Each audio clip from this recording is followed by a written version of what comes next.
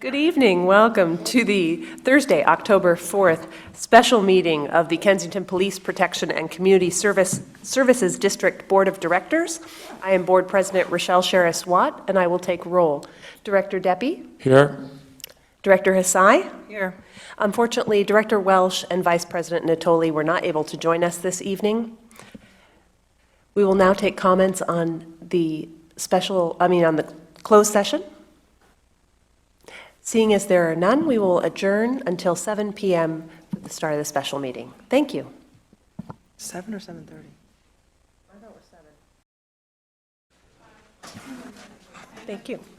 You're back. Good evening. Welcome to the Thursday, October 4th, 2018 special meeting of the Kensington Police Protection and Community Services District Board of Directors. I am Board President Rochelle Sherris-Watt, and I will now take roll. Director Deppie? Here. Director Hassai? Here. Unfortunately, Director Welsh and Vice President Natoli had a last-minute conflict and are unable to be here this evening. We return from closed session, and the board has given direction to our labor negotiators. We now will have public comments for items not appearing on the agenda.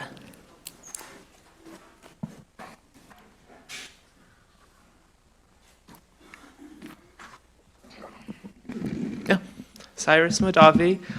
So this actually just had come up at the KIC meeting. One of the former poll inspectors from town, who volunteers at the polling, had brought up the concern that given how long the ballot is this year and that they're expecting a higher turnout, she had said usually the polling for the community center is on the smaller room, if my understanding is correct, and she was concerned about space. And so I believe since this building is under your guys' purview and this is one of the polling centers and we don't know what's going on with the construction or whatnot, and given that thing about how long the ballot is going to be and the fact children and elders might want to sit down while they do it, just to be aware of size constraints, and I just sort of said I'd bring that up for her. Thank you. We'll alert the staff.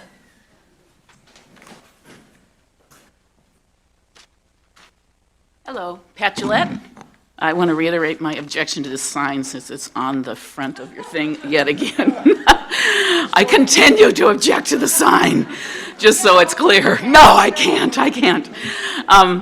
But I also want to ask the board members, since the issue of whether there will be a vote if there is ever a proposal to contract out has become an item of discussion in the election, I think it would be appropriate for the sitting board, including the people who are running for office, to express their opinion and their intention in that regard. So I humbly request that the board do that in view of transparency. Well, thank you, but the sitting board never entertains election items during a board meeting. This meeting is for the purposes of the business of the board. However, if candidates wish to address that issue in some other forum, they're welcome so to do. Just so I'm clear, I don't think it's an election issue. I think it's a community issue, and I'm asking that it's not an election issue. I just mentioned that it has become an issue in the election.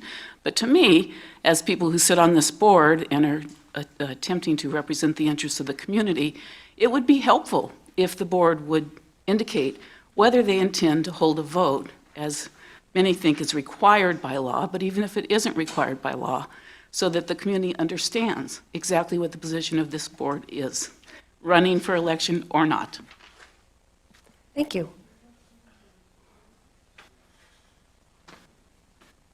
Good evening. My name is Peter Liddell. Sorry for a scratchy throat. I'd just like to ask the board to please agendize acceptance of the local hazard mitigation plan for Kensington for the next meeting. Thank you. Thank you.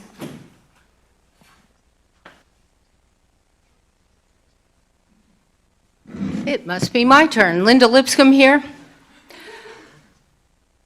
I want to object to the calling of a special meeting for something so important as this.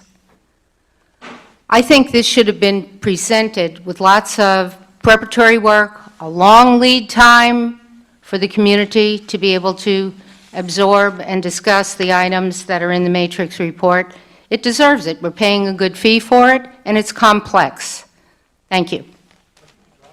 Thank you. You dropped something. Thank you.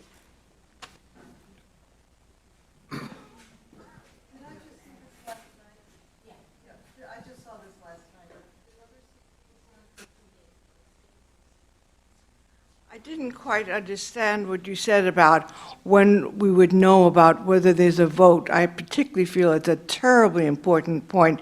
You represent the community, and the community will feel better about this whole project of the question of whether to change the police department if we know that there's going to be a vote and our opinions will be represented. So will you be at some time talking to us about your views on that, or what? Yes, if it's agendized, and we'll be talking about such an issue. Say that again? Yes, we possibly could be agendizing. This evening, all we're doing is listening to the matrix report and receiving the information. Thank you. Thank you.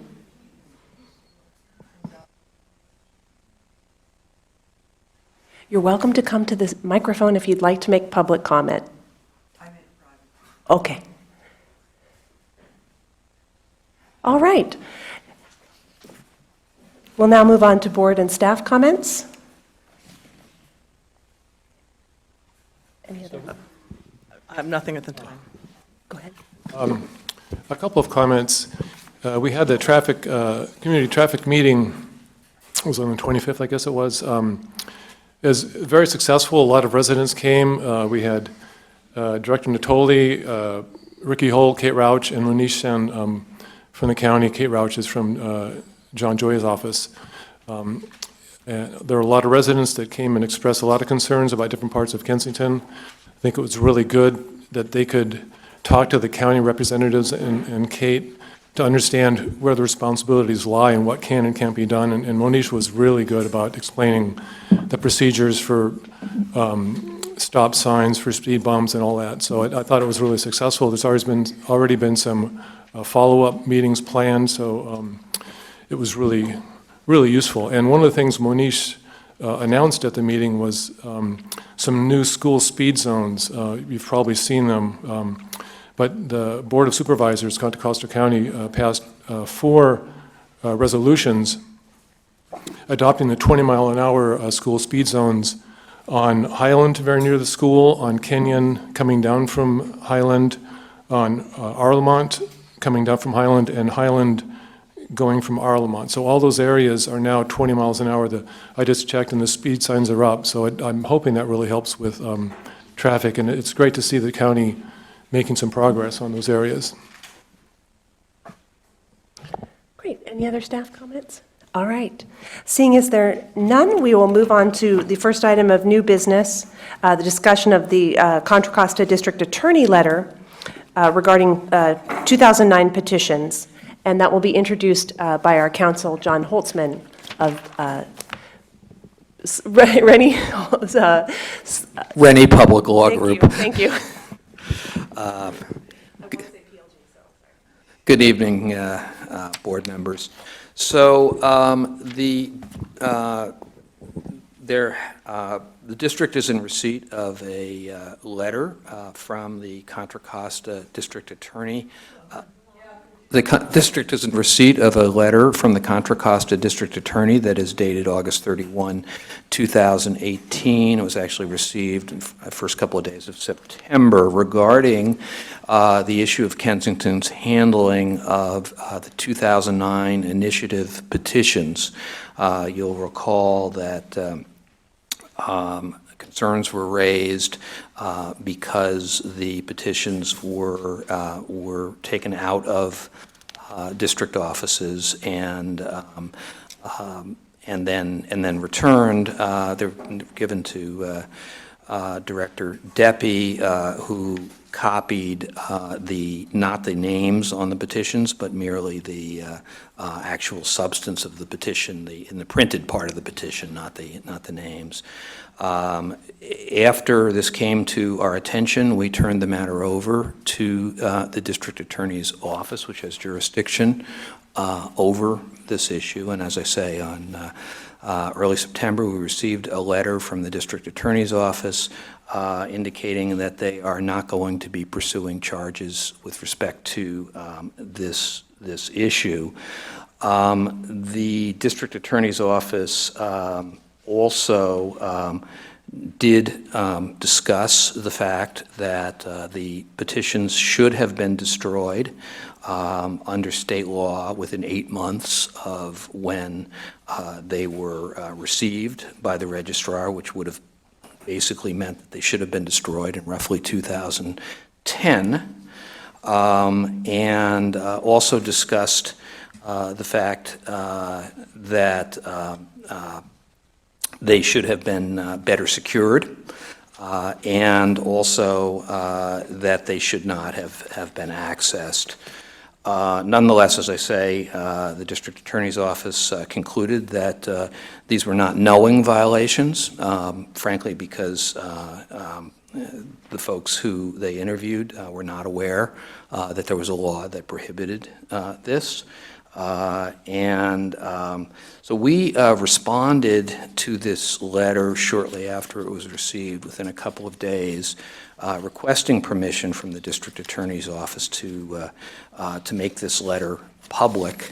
The district attorney's office did not respond to our letter, which came from your regular counsel, Ann Danforth. And so in the last week or so, I have been reaching out to the district attorney's office, finally reached them late last week, and they indicated that from their perspective, the letter to us could be viewed as a public record, subject to redacting some personal information, some names, with respect to residents who are not employees of the district.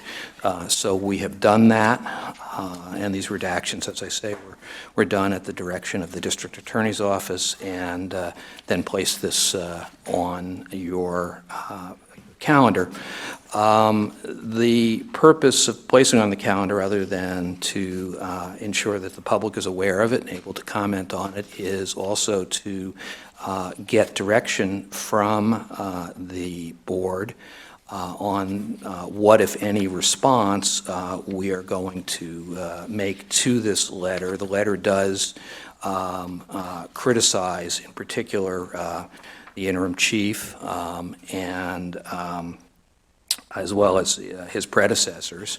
And, it's clear enough, I think, and we've already said to the DA's office that had we been aware of the law, there's obviously a lot of things we would have done differently as a district, and that much is clear. We've also made clear that we will be conducting the training that they have suggested. But with that, I'll turn it over to the board.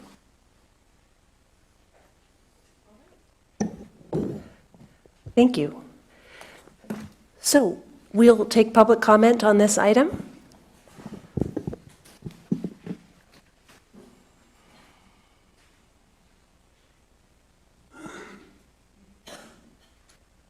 Pat Gillette. So I think what you left out, John, is that there was criticism in the letter of Interim Chief of Police Hull and I believe our general manager for not securing the documents, which, by the way, contain private citizen information that's not to be released.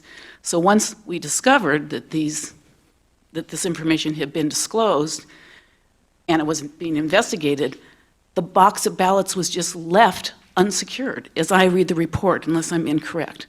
And so I'm wondering if there's any action that will be taken to ensure that our chief of police and our interim chief of police and our general manager are counseled, disciplined, in some way reprimanded for not respecting the privacy after it became clear, if it wasn't before.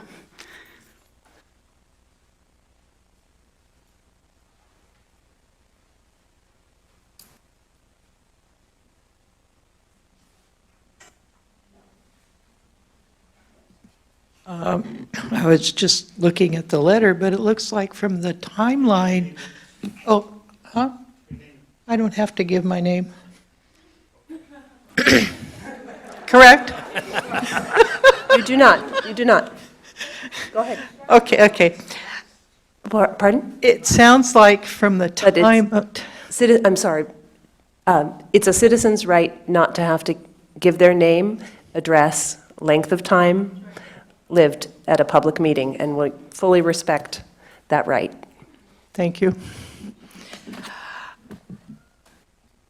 My understanding of the timeline of the box of those petitions, it was under Harmon who received them, and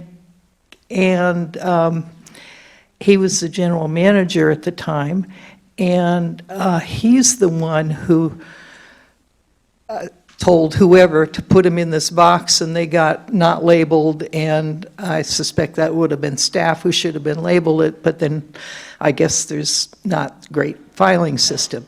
So it's not the current general manager who, you're laughing at me. Sorry, if you have comments, please wait until the speaker is finished, and then you are welcome to come to the podium. Otherwise, we So the respect the right of problem each speaker. lies with the facts that these were years ago squirreled away in an unlabeled box, so somebody asked about them. It clearly, the whole chain wasn't aware that there was an issue with this. It's a mountain out of a molehill. Thank you.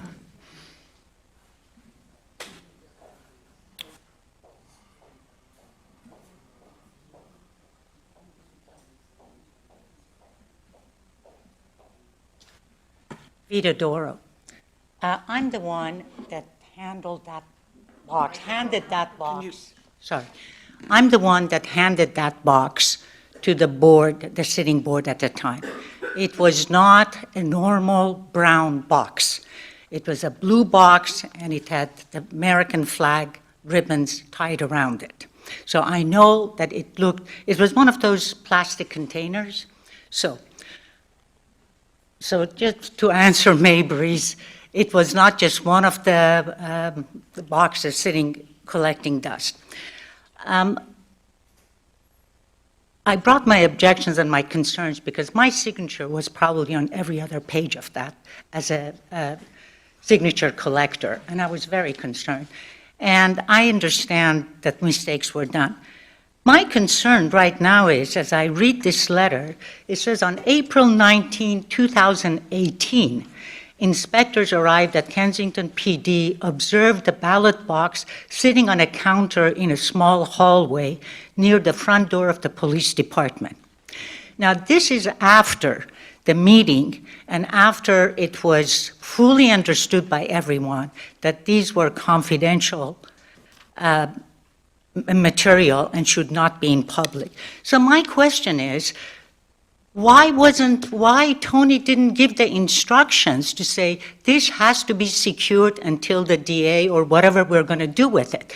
I brought that question up that night, and your so-called consul, who's not here tonight, said that, oh, you're making a tempest out of a teapot. That was her words to me, and I believe Tony was a witness to what she said. So my concern is that, did we learn a lesson from this mistake? Obviously not, because the box was left sitting in front for somebody else, anybody from the street to come and look at it. Thank you.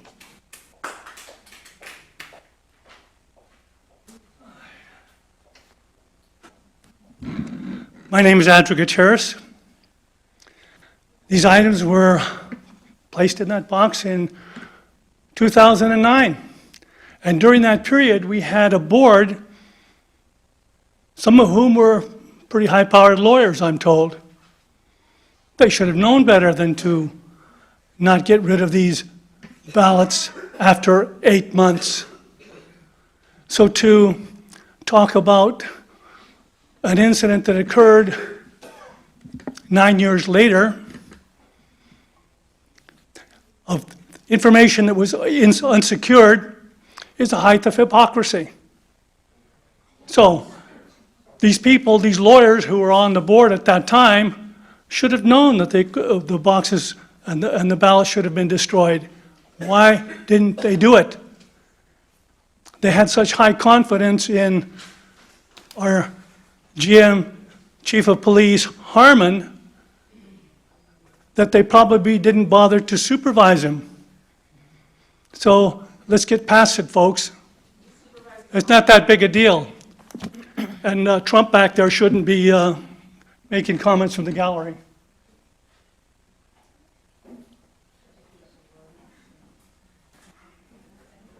All right. Board comments? I have a question about, it seems that in many instances, in some of the comments in the letter, the DA is ascribing a lot of responsibility to the district on a regular basis for dealing with election materials. That is not my understanding. The county runs our elections. I'm not saying that in this case we were not responsible, but in general, the county runs our elections. The county has all these election functions. How common is it for a police chief to have to be dealing with election code or election materials? In a small district like this especially, but even in a larger city, in my experience, police chiefs are not typically involved in election matters. So, and these laws are not necessarily well known to all, and that's why I think the DA found that they could not establish a knowing violation on the part of anybody, because it seemed pretty clear that nobody was familiar with these laws. The DA did suggest, and I think it's correct, that on the odd chance that at some point staff does have to deal with an election matter in the future, that we educate staff as to the existence of these laws, and we will do so. Thank you. Okay. Vice President Natoli sent something that I'm going to read. The district's attorney's letter is curiously silent on the responsibility of the county elections office. After all, it is the agency authorized to oversee elections, and as such, they have the expertise on election law requirements. The county did not destroy the petitions or seal the box. Nor, I understand, did the county elections provide guidance to then Sergeant Hull on how to handle the documents when he was asked to pick them up. The DA letter also places no blame on Chief of Police General Manager Harmon, who clearly, to use the words of the DA, had personal interest in the petition.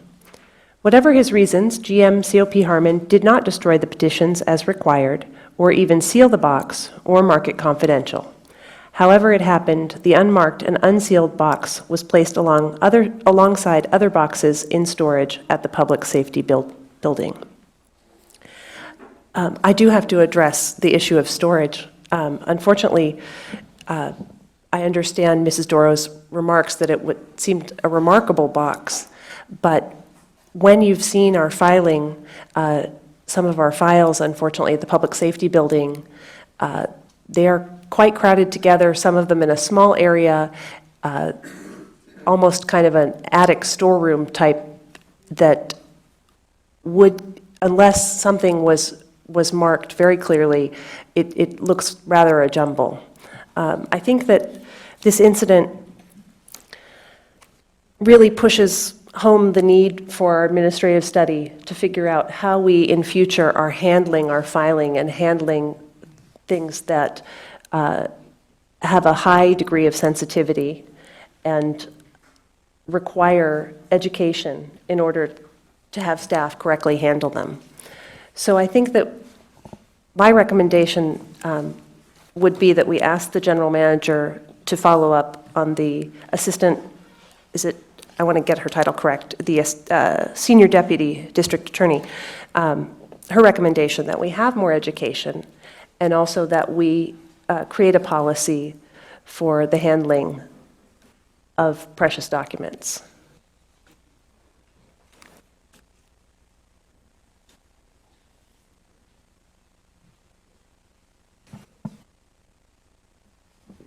I understand. I don't think you need a motion. You just direction is sufficient.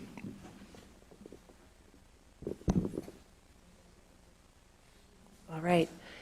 If there's nothing further, We're going to move on to item 7B. This is Phase 2 of the Matrix Report, and General Manager Constantoros will introduce this item. This is the Phase 2 report from the Matrix Group, and Mr. Brady, the president of Matrix, is here and he'll introduce his assistant who will present the report. And I think you have there's a handout that's, I don't know if everybody received a copy, but there is a handout that supplements the same material that's included in your agenda packets. This is an important aspect of the study because it does include quantitative information, talks about the PERS costs, talks about the differences between the contracting or maintaining the department here, and also talks about intermediate options, which I guess we call hybrid options, where some aspects of police services and some functions are contracted out. So with that, I'll turn it over to Mr. Brady. Thank you, Tony, and good evening, members of the board and the community. I am Richard Brady, and with me is my partner, Greg Matthews, and we're going to present the draft results of Phase 2. It does say draft on the first page of this, and every page of the actual report that we're going to summarize here this evening says draft. So based on input tonight, based on review with police and with the general manager, over the next few weeks this will be finalized. So this has been a very transparent process. So we felt that presenting the results in draft form would be important to this community, and so that's why we're doing that. So I want to apologize for a couple of things. Those of you who have been to, and I think most of you have been, at other of these meetings, we've had a projector to present what we're going to be talking about. Our office was burgled because we're not in as safe a community as Kensington, and they took 2 projectors, our primary one and our backup projector, and a bunch of computers. So we're having to do it the old-fashioned way tonight. And so my second apology is in reference to the sign on the first page. Try Googling Kensington, California. You don't have many options, so that's what we did. So let me start out talking about what this Phase 2 was all about, and do the setup, and Greg will talk about the results that we've come up with. So first of all, the goals of the study were fourfold. Using this continuing input, first of all, from the community, to develop assumptions about service delivery that in Phase 1 we used to evaluate the current police services, and in Phase 2 to evaluate the feasibility of the alternatives. Secondly, to use those assumptions to identify potential contracting partners. And we'll talk about some of the assumptions we used in selecting those potential contract partners in a second.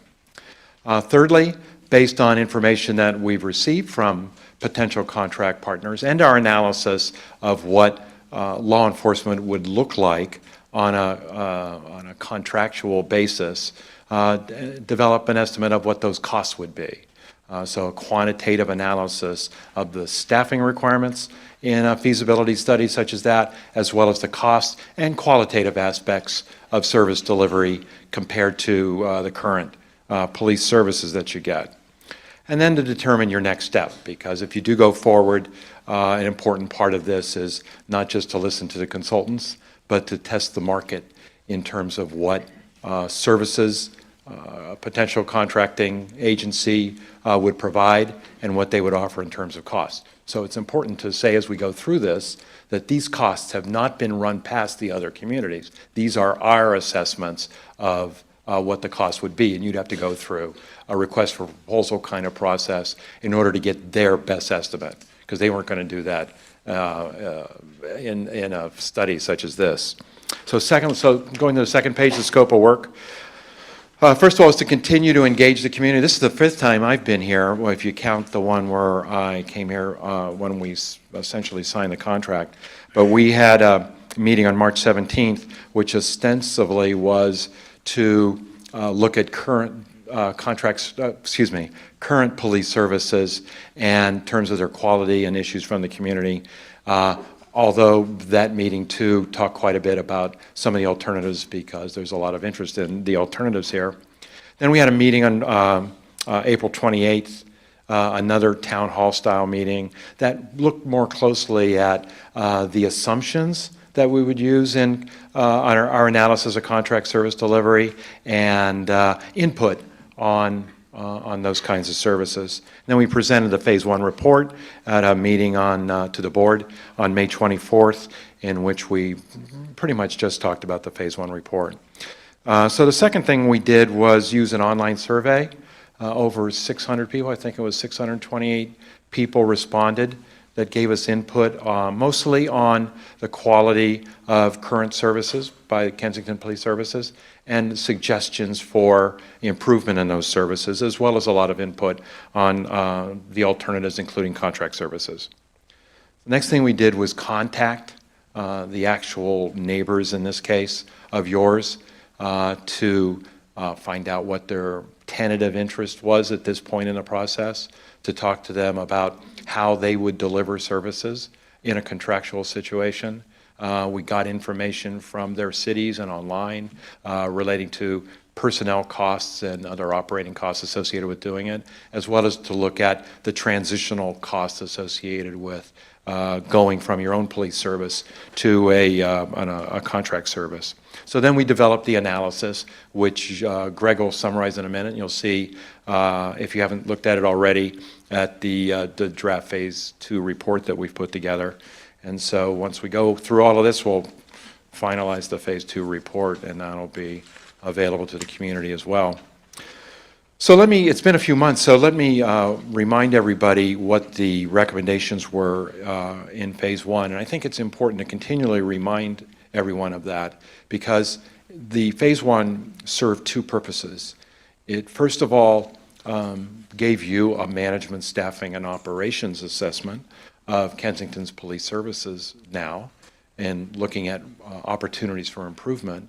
But as part of that, it set a standard for looking at any alternatives. If we're trying to compare Kensington Police Services to best practices to the best that they can be, those same standards of best practices, whether it's 21st century policing ideas, community policing ideas, management effectiveness, et cetera, those are the same things that hold true for any of the alternatives, because an important assumption has got to be that you don't want to change the level of service in a contract service delivery system. So it's important to set the stage. So that analysis said that you need to have two people on duty at all time, and most of you were here to hear us talk about why that is, even though call levels are low, even though call levels tend not to be high priority violent crime types of things, that a lot of services, whether they're even traffic enforcement or dealing with a property crime or some other issue in the community, requires for the safety of the officer, as well as for the effectiveness of the service, and your safety requires two people.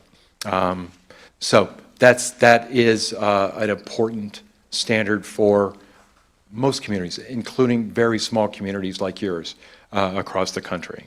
So that requires a chief, 4 sergeants, and 4 or 5 police officers or corporals. And 1 person should be a supervisor at all time. That's important to quality control the service to the community. It's important to identify training needs. It's important to make sure that officers are directed to problems in the community, that you're able to address things as when they're minor issues before they become major issues, and have somebody on duty who's accountable to the community at all times. We had a number of other recommendations besides staffing. Training was deficient within the department, and that's largely because of the levels of which your staffing is right now. It's less than the 2 people that you have on duty right now. Remember, you don't have 2 people on duty much of the weekend and some of the evenings in the week, and that's a significant issue.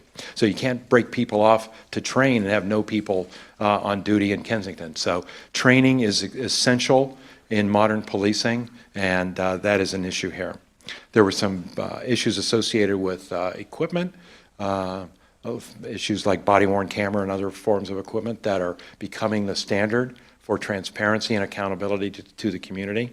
There were some management issues that were recommended, and more administrative support so that the chief, the other staff within the police department weren't having to be inside the office a lot of the time to deal with many administrative types of matters like financial issues, purchasing and the like. A significant issue for you is now, and has been for some time, the fact that there is a compensation disparity, significant compensation disparity between you and your neighbors. That will always make it difficult to recruit quality staff. It'll always make it an issue to retain quality staff. So one more thing before I turn it over to Greg to talk about the Phase 2 report. I want to talk about how the public input in these various meetings have helped set the standard for law enforcement. If you keep Kensington Police Service as your service provider, or if you entertain any of the alternatives. So in the alternatives, which again we spent one whole meeting trying to get at what these standards are, is that Kensington would be a dedicated beat for whoever's providing that service, and that it wouldn't be an additional couple of square miles that your neighboring community would serve. There would be somebody on duty here all the time. They would always be staffed with sworn officers, not with non-sworn paraprofessional, they're called in the business community service officers. They could handle most of your workload, but it's not the level of service that you want, and it's not the level of service that's appropriate for a community to just have civilians patrolling the community. As a practical matter, we felt very strongly, and the community backed us up in that meeting in April, that adjacency was critical, because one thing you don't have right now is the ability to get additional resources when a call or some event requires more than one person. And if the community was not adjacent, any help that community would get, including just as a practical matter, getting detectives or other kind of people into Kensington, would be more extended. And that's simply an issue. So for handling the workload, for handling risk, an adjacent community was an important factor, an important part of the assumption. Because this is a service-oriented community, and that's been clear in every single one of these meetings I've been to, that you don't just want to have a service that takes from whatever another community has and is overlaying onto Kensington. That you've got your own unique needs, no matter how many commonalities you may have with any of your neighbors. But you need your own community policing approach, and that meetings like this would be used to define what that is, and would define a system of reporting and accountability to you to make sure that it met your needs. So a formal commitment to community policing.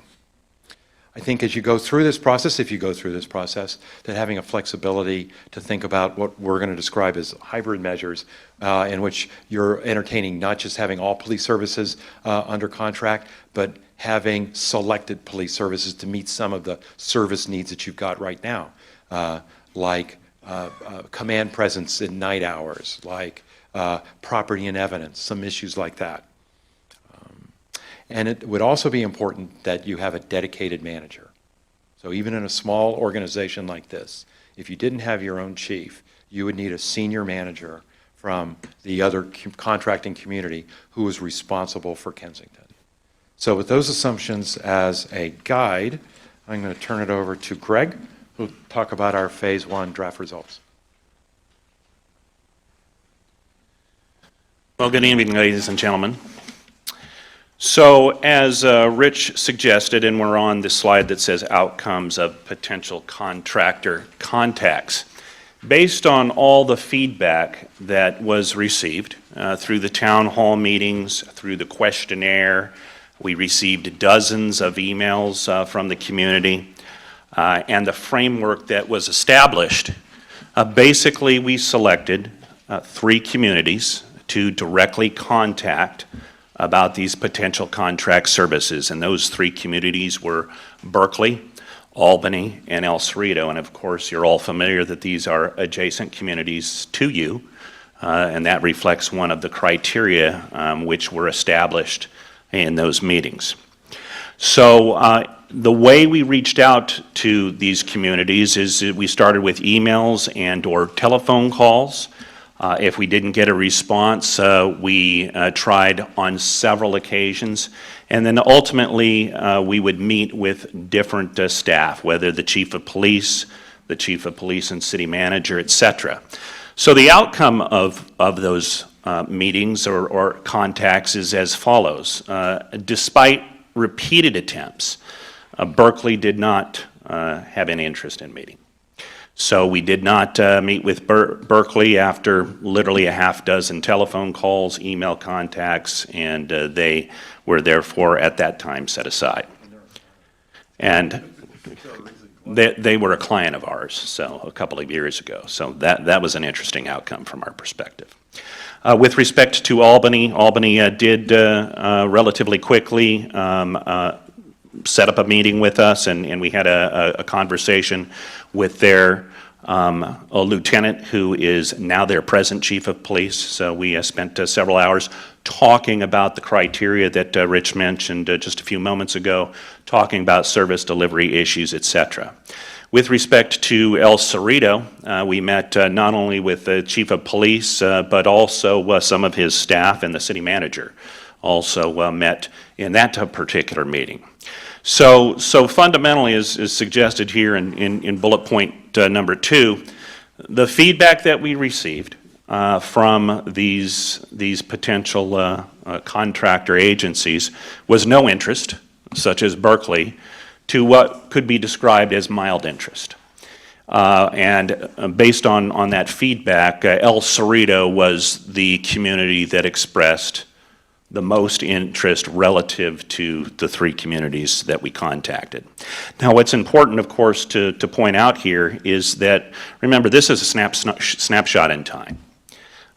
Interest can change over the course of months and years as city councils change, as leadership in police departments change, as city managers change, etc. So recognize that this was the interest that was expressed in late spring and early summer. All right? So what we determined is based on the interest, we would utilize El Cerrito, because they were also most forthcoming with information, as the framework in which we would establish a potential full-service contract operation. All right, so let's move on to the next slide here. So what does that look like? What does a full-service contract look like? It's reflected here on the full-service contract delivery slide. Fundamentally, as Rich said, it starts out with a manager. The manager could either be a captain level individual, a lieutenant. Different departments would do it differently.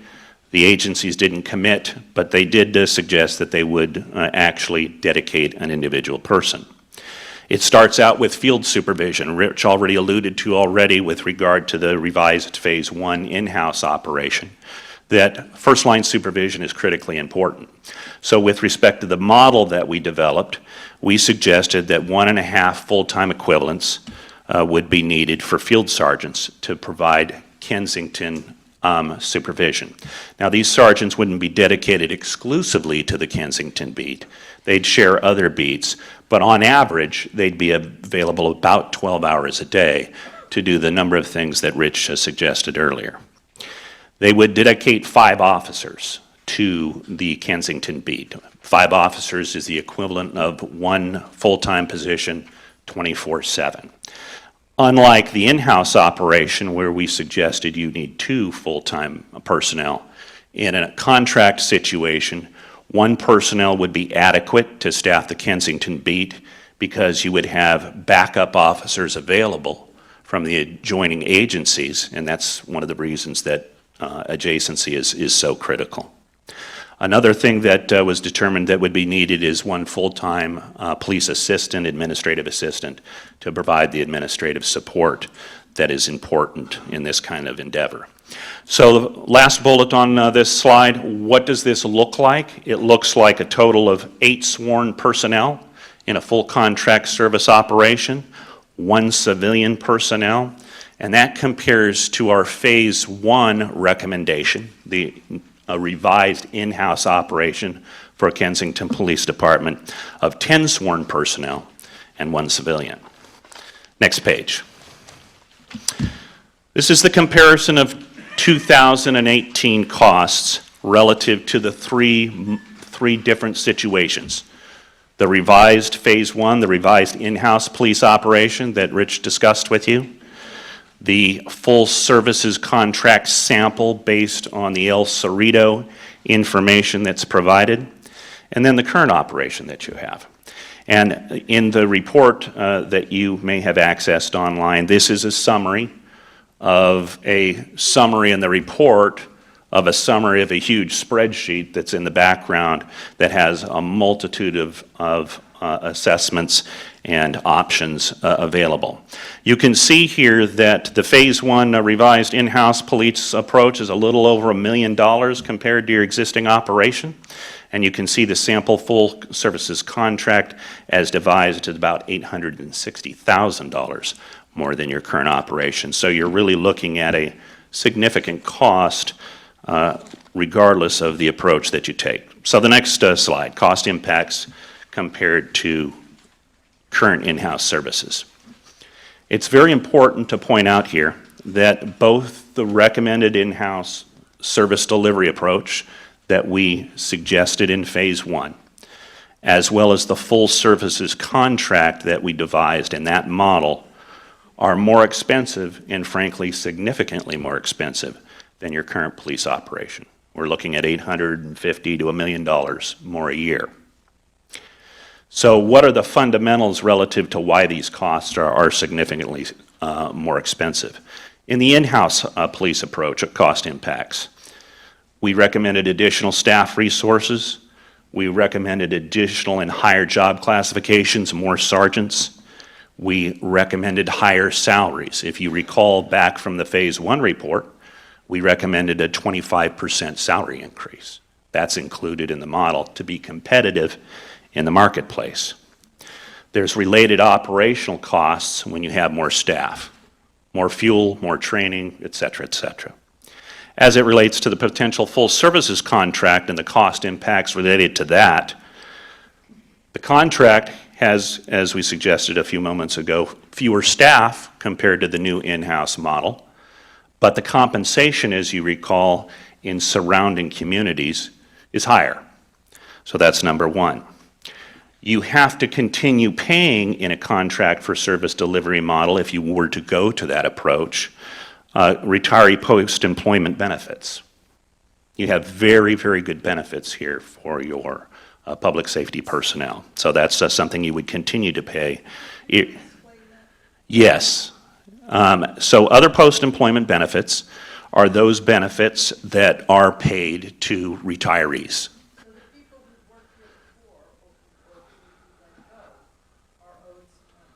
They're not owed money. They're owed benefits such as medical, dental, vision for themselves, as well as their spouse. Actually, it's all dependents, I believe. Oh, that's right. That's right. Thank you. And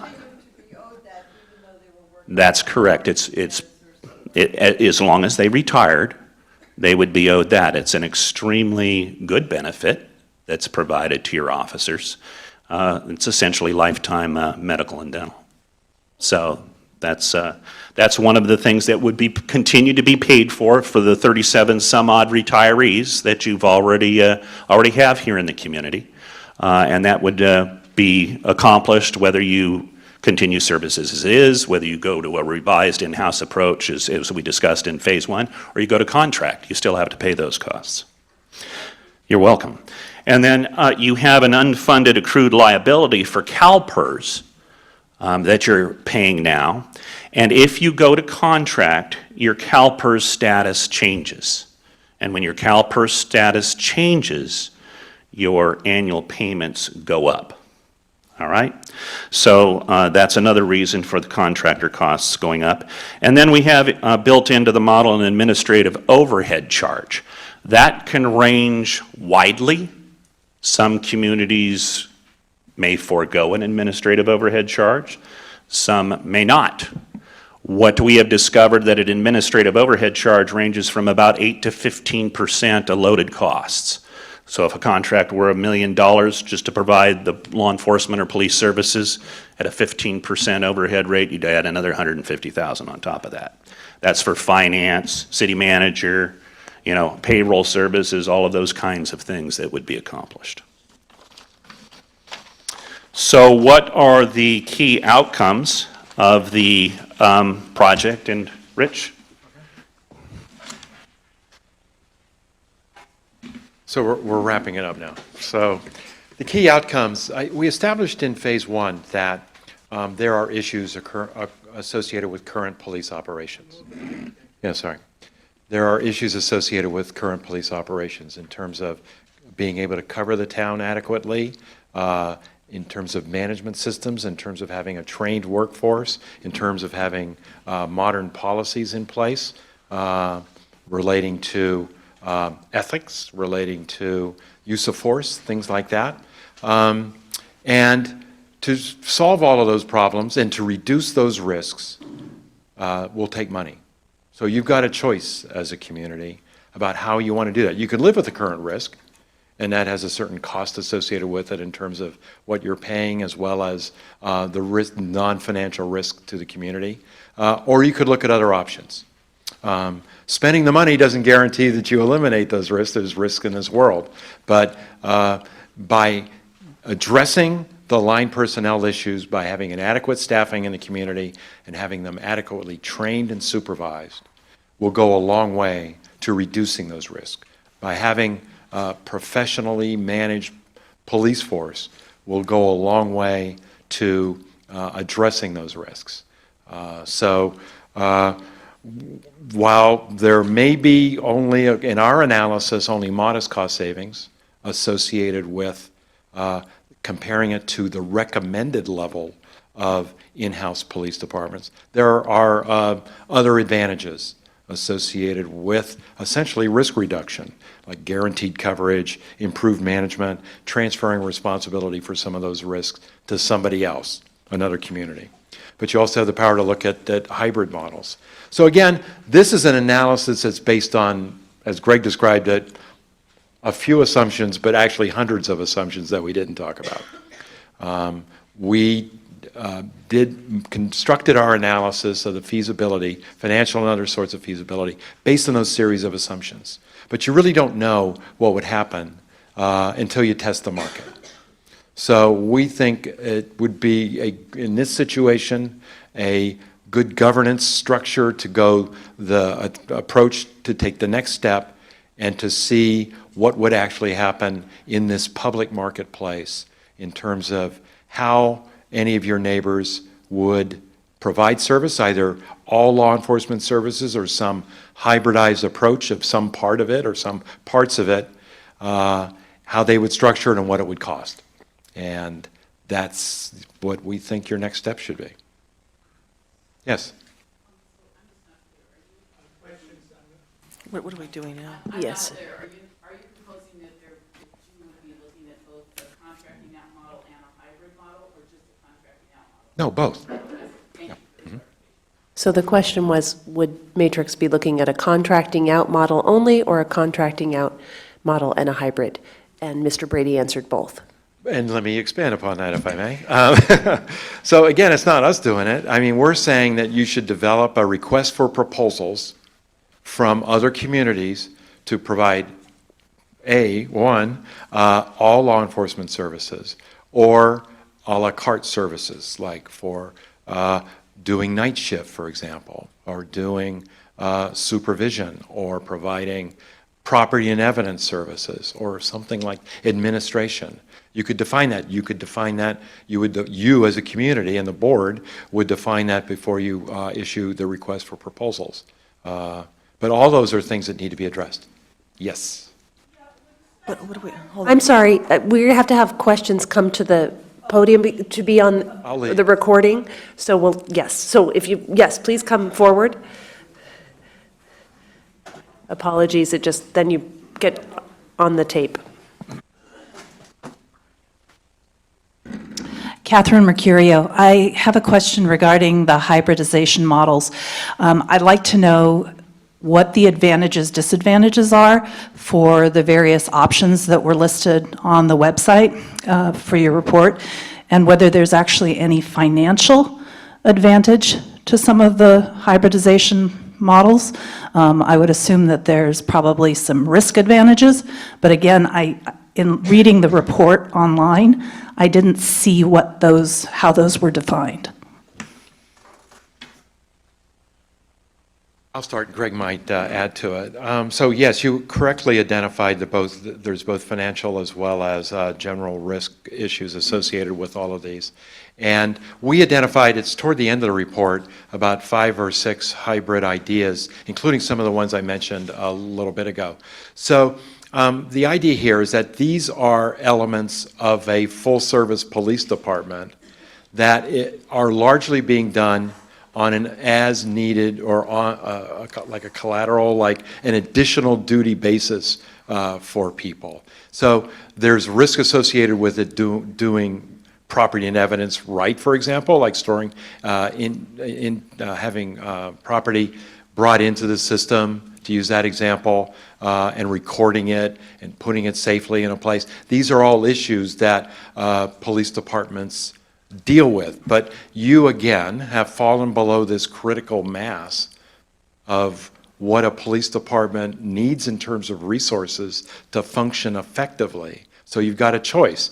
You can spend the money and do it yourself, and that has one cost associated with it, or get the assistance of another community, which may be less because you're only buying it on a part-time basis. Does that answer your question? Okay, thanks. Richard, could I ask, when you looked at the full-service contract, were you assuming that we were adopting the technology of another agency, and therefore, maybe the costs weren't that specific, but let's say, were you assuming that then, because the partner agency already has body cameras, were you presuming that we came up to that in the monetary notes that you made? You largely would be adopting their technology, and some of the major ones, body-worn cameras would certainly be one, and they wouldn't want to operate in an environment of using body-worn cameras in their own community and not having body-worn cameras in a contract community. They would have to have consistency. You would have to be in the same computer-aided dispatch system and records management system. That would work a whole lot better than having different ones. So yeah, you largely would, and so as a result, there would be some upgrades. You don't have body-worn cameras now. You don't have some of the other technologies, so that would be a benefit. Looking at it from, I guess, so-called end-user point of view, from the citizen's point of view, both in the hybrid and the full contracting, what would, in a day-to-day interaction with the police, be different? It should not be different. Okay. So it should be fairly, from the outside, a transparent internal change, is what you're saying. Police officers are trained to be professionals, and they're trained to especially today, to have a customer service, community-oriented philosophy and approach to them.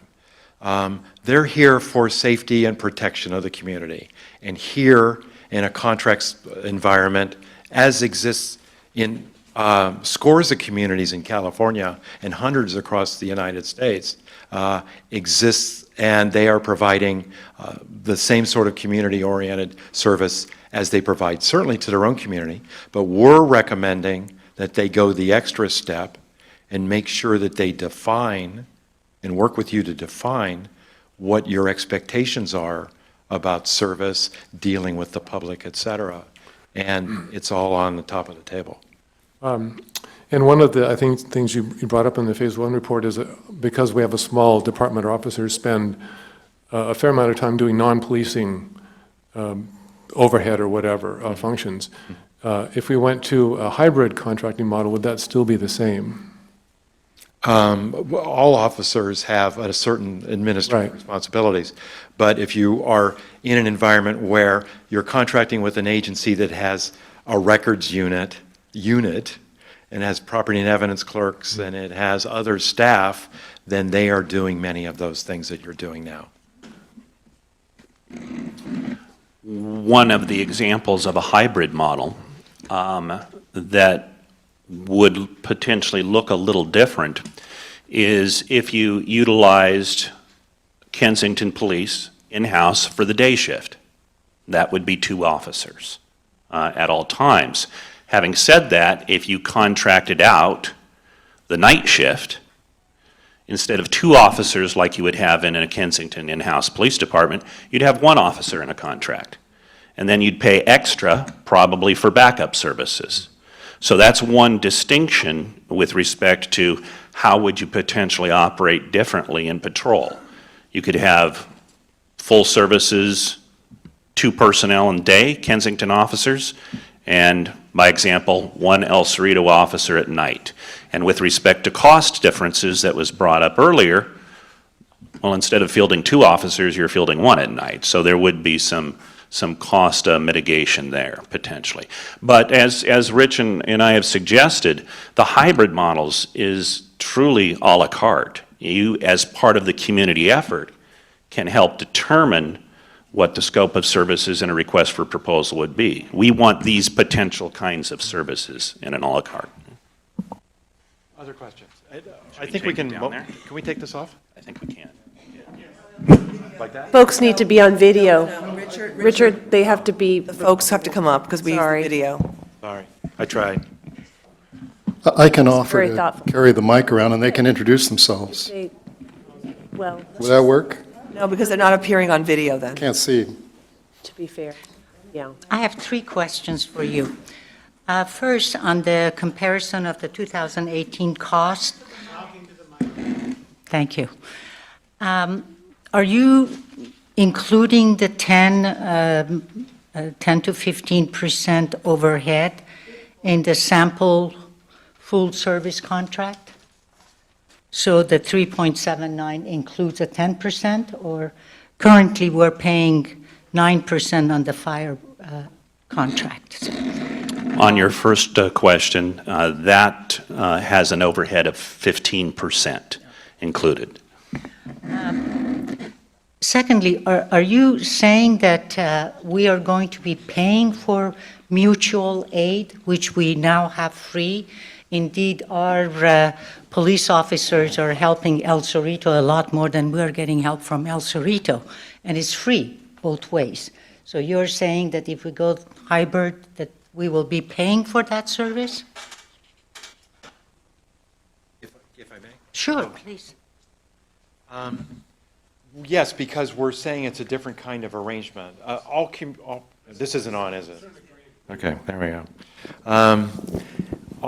Most police departments around the country that are in an urban environment share resources, and sometimes they're equal amounts of responses, and sometimes they're asymmetric, as this case may be.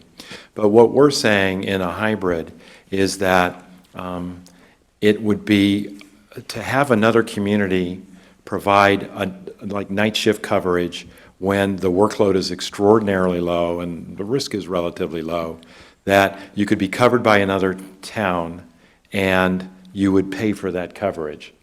So that's what we're saying. So it's different than reciprocal help. It's saying we're having you cover another shift, or we're having you be our backup 100% of the time. Which is why you would have only 1 officer. Right. Because normally would we require 2, and that second officer in-house would be the backup. But in case, if I understand correctly, what you're saying is if we contracted out night shift, we would only need 1 officer, and then part of that service includes an automatic backup that serves it differently than mutual aid. This is the second officer backup. And finally, some of the other communities around us have got peculiar citywide rules in place. For example, City of El Cerrito, the police department will not respond to any homes or businesses to remove somebody who's laying down on your front porch. Is that going to be applied to us too, because it's going to be the same police officers that they would be servicing Kensington? So in other words, whatever City of El Cerrito wants their police to act, we are going to be subject to it too? No, and that's the whole reason why we've suggested that you have a community policing forum with your potential contractor and say, these are the things that we want enforced. This is the style of policing we want, and that's part of what we expect in a contract. Because I understood from you saying, police officers are trained professionally and they act the same everywhere. So I'm just wondering whether the police number one, who will not respond in El Cerrito to a business removing a homeless person from their front door, is going to have, if he's assigned to Kensington, you'll say that he'll switch and would respond to the business? Yes. In contract situations now, like in Orange County, California, where 13 communities contract with the Sheriff's Department, the Sheriff's Department is in a role to enforce local ordinances as well as state laws. And so that means that there are going to be different elements to their enforcement because San Clemente, for example, is different than Stanton or something like that. Thank you. Yep.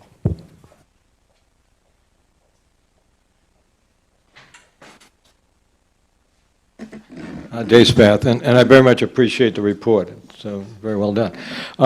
You have an advantage that says guaranteed coverage. How would guaranteed coverage be different if you were fully staffed per your recommendations? That is, 2 officers on duty at the same time versus a contract.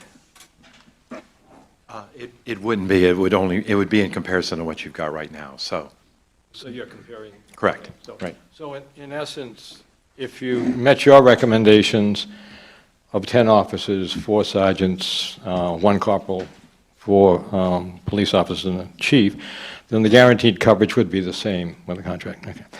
And one general comment with regard to the cost estimate, and I appreciate the cost estimate and the recommendation you have for 25% raise, but realistically speaking, the district doesn't have the financial capacity to provide that.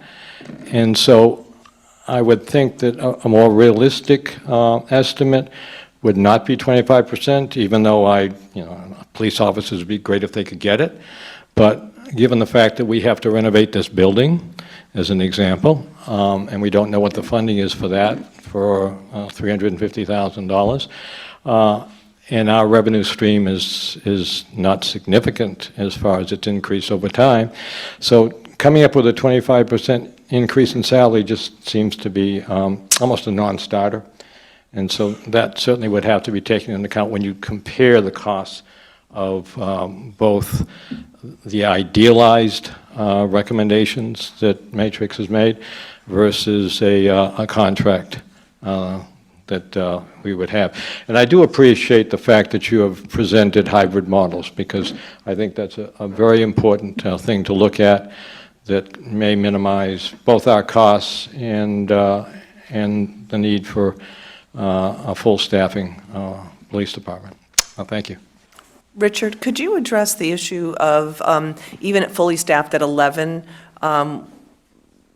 folks go out on sick leave or something happens? That still worries me, because we've struggled with that even when we're as close to fully staffed as we've ever been. Yeah. And what happens in a contract model if an officer goes out sick? What does the agency do? Oh, well, that's one of the advantages of contract service, is that you've got guaranteed backup from somebody else who fills for that person who's sick. You don't go down. So that's one of the things that you're paying for. But here, if you did the recommended level with an in-house police department, then you start with having more overtime. And was part of one of our assumptions in the Phase 1 study. So yeah, 10 will get you 2 people on duty most of the time, but there would still be 5 to 10% of personnel costs equivalent in overtime.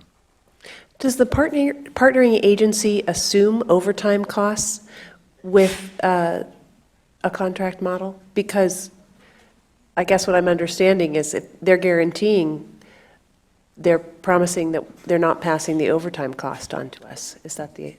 That is Okay. hopefully what you get. All right. You have to specify that in your RFP and in your contract. Okay.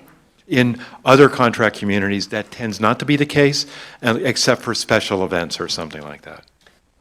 Did you add the overtime costs and I guess the independent? Yes. Great. Yes. I think an example of a contract would be the fire board contract with regard to your question about overtime. And there is significant overtime built into that fire contract, and I would seriously doubt that any contracting agency would give for free an officer to come in to take the place of someone who's on training or someone sick without covering their costs.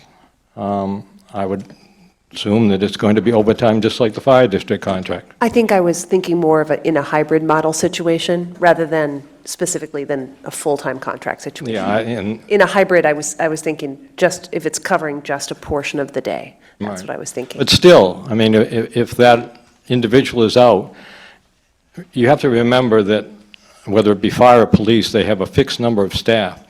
So if you even have the hybrid model, you're going to have to draw from staff that exists at the contracting agency.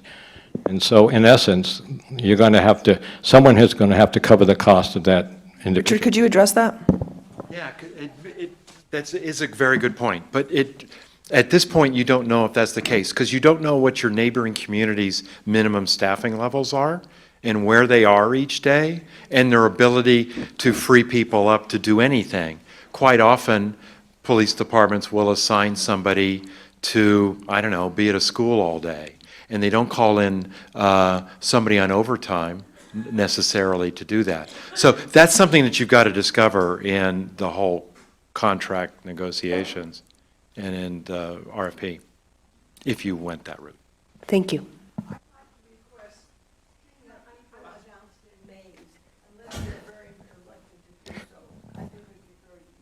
Okay. Cyrus Modavi again. Hello. So I was hoping that the board is also going to be opening up all these numbers and models to the community, like we have another community gathering, and make this raw data available for others in the town to look over it, because I believe even the refuse contract, I remember the KPOA really got upset they had not been able to look at the numbers and see where all these assumptions were coming from. So there are many in town who are very good at finance, and we like to say we're one of the most educated towns around here. So I would hope the board is willing to entertain and is going to entertain another public inputs and dispersing the information for others to analyze and interrogate. Well, this is a public document and will be on our website. We intend to have an executive analysis go to every household in Kensington. And this is just the beginning. Tonight, we only receive the information, and from this point on, then we begin to discuss digestion and dispersal.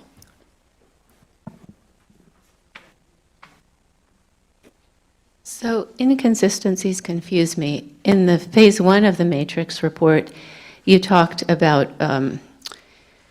our need for community policing versus warrior culture in the prevalence of other departments. And yet here you're saying that all departments have a similar culture, level of professionalism. So I just would like to hear a bit more about that. And also, there seems to me to be an important aspect left out, and I'd like to know if your figures are taking into the account that we will not, if we do a full contract be able to negotiate future contracts, and so most likely they will go up.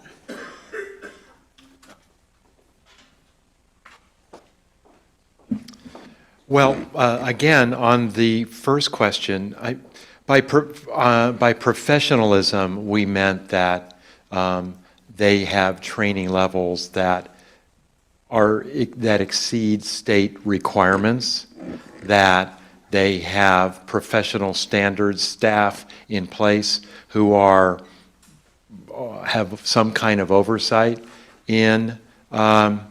of police operations. In one of your community neighbors, the one that didn't respond to us, there's citizen oversight of police. So these are things that you need to establish and have to feel comfortable with in a contracting partner, that they have a style of policing as well as the nuts and bolts of professionalism that meets your needs. So in terms of the cost escalators, there's a variety of things that happen. This is your second question.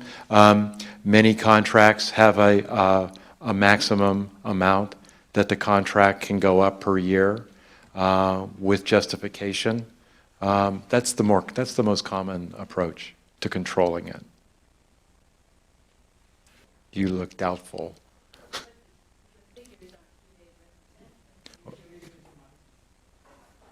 Yeah, we did the 5 years. Was that right? The 5 years. The figures you're giving us of 800,000 versus $1 million, do they represent these rising costs? We actually have 5-year projections of the major alternatives in the report.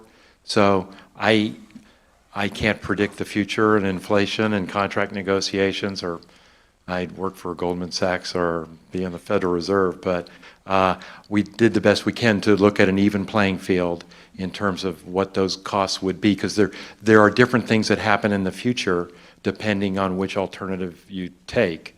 For example, if you go to inactive status on PERS by contracting with another community, you've got something that you're starting to pay on a 15-year basis, is that right? 15-year basis that you wouldn't have in the same way if you had your own department.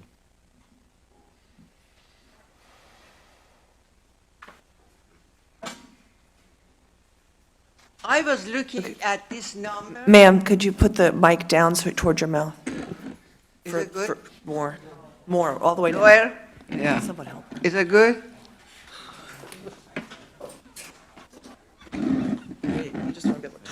Okay. I look at this number on the phase 1 report, that's like, 3,941,000, and then on the sample full service is 3,791,000, and the difference is just 150,000. If you want to contract, if Kensington want to have the full staff,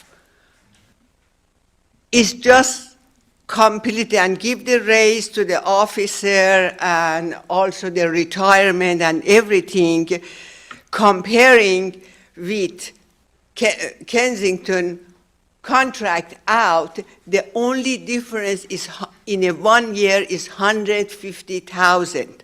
And I think Kensington can come up to lower that 150,000. I have no idea why everybody talking about contracting out when we have no authority over the contractor. Here, if anything happen in Kensington, we run to the office, and nobody can promise us that the contractor, they are going to have the trained staff, their staff should be always available. The murder happened. Somebody is murdering someplace. They don't have officer to send to Kensington. Is it any time happen that we called our officer and they said we don't have officer because they are busy? Even we just have 2 officers, one from the morning and one at night shift. And there are always Kensington officers available to us. I have no idea who actually got this idea of contracting out when the price, there is no difference. Well, what we're doing the survey to find out, the study to find out. We see the $150,000, but we're exploring whether or not there are not intangibles, but things that are improvements that we're getting within the cost differential that we don't have now. And I'd like Richard to be able to respond to some of what you said.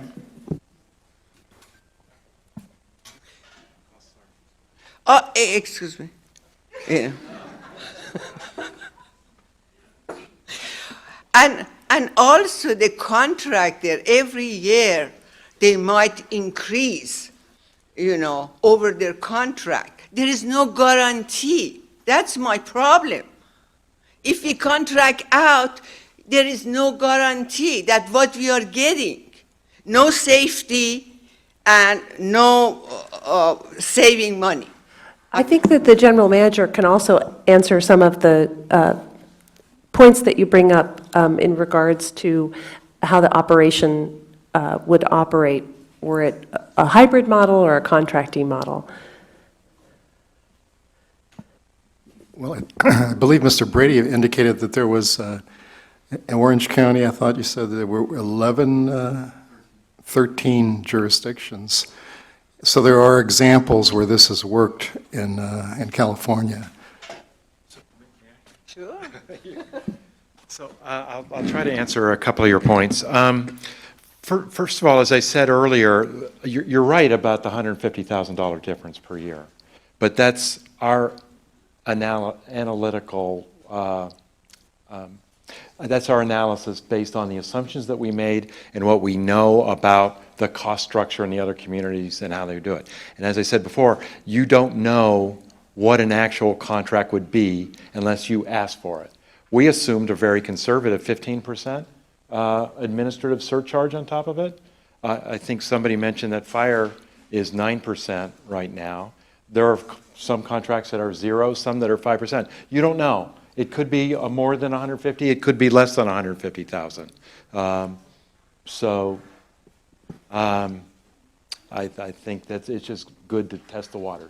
Can you address some of the issues? Because I think what the speaker is talking about is a very common misconception about the idea of contracting. And I just want to say, we live in this community too. I have 2 young children. I have neighbors who are deaf. I have neighbors who are old. I have neighbors who are infirm. And so the idea that, I would be okay with a model that is, as you describe, which I find, pretty bad service, frankly. I wouldn't want that. So I'd like you to address some of those points because it's a common misconception about what contracting means. And it's how it puts a lot of importance in how you contract. Without naming counties, there are counties in the state where you don't have a guarantee that somebody is going to be in your community 24 hours a day. Other counties, that is the case. That's because the contract was poor. Correct. So this is very important to this community. You want to make sure that if there is a homicide somewhere around, that you still have your police officer. And that's why I asked a question about, is there a difference from the citizen's point of view in a contract? And you say, ideally we would structure it such there would not be a difference as far as level of service, type of policing, and like that. No, because you're going to define it as if you were their city council. Mm-hmm.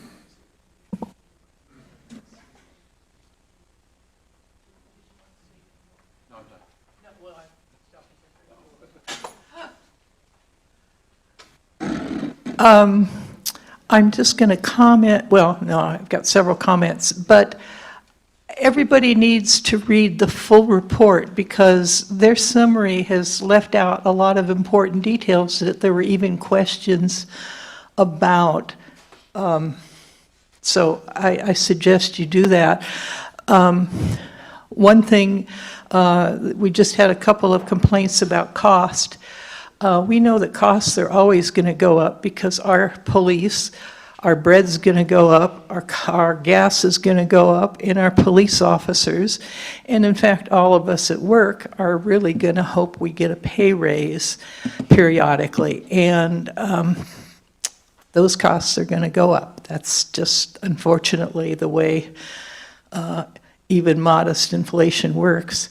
And I think there was another confusion about the staffing, that one of the basic assumptions was that we would always have at least one officer on duty at all times. And I think, and it's one at night and two during the day. And right now, we have one at night, but they're not supervised. And what they propose for us to bring up to snuff is to have the nighttime officer supervised, which he is not. And the contract would have the supervisor down in El Cerrito, but there would be a dedicated person here all the time, and that you could go to the local office and there'd be somebody. And I think there's a little confusion with the previous lady. It's either $850,000 or $1 million estimate, more than what we're paying. We're already paying $2 million a year for this service. I figured out for 2,200 houses, we'd need to pay $455 more a year per parcel to provide top quality police service. Right now, our police service is sub-quality. But another point somebody was confused about, well, what about when somebody's sick? The advantage to being associated with a bigger department is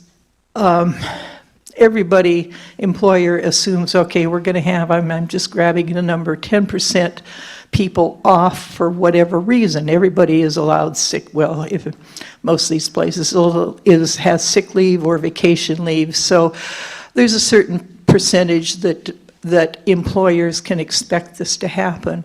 If you have a department of 40 or 50, and that's El Cerrito, before doing anything with us, is a department of 45 people. If they figure 10%, well, of off duty, then they've got 40 people doing the work and 5 people that are there to rotate in. Well, you can absorb the cost of those 5 people better than you can in a small department of 10, and it's called a deep bench. That's why we're in trouble now, because we don't have any backup of officers to replace those who are sick, and now the people who've gone out on disability, gone for good. But read the report. There's a lot more details, and I think a lot of your questions will be answered there. It does take a little bit of time, but worth it.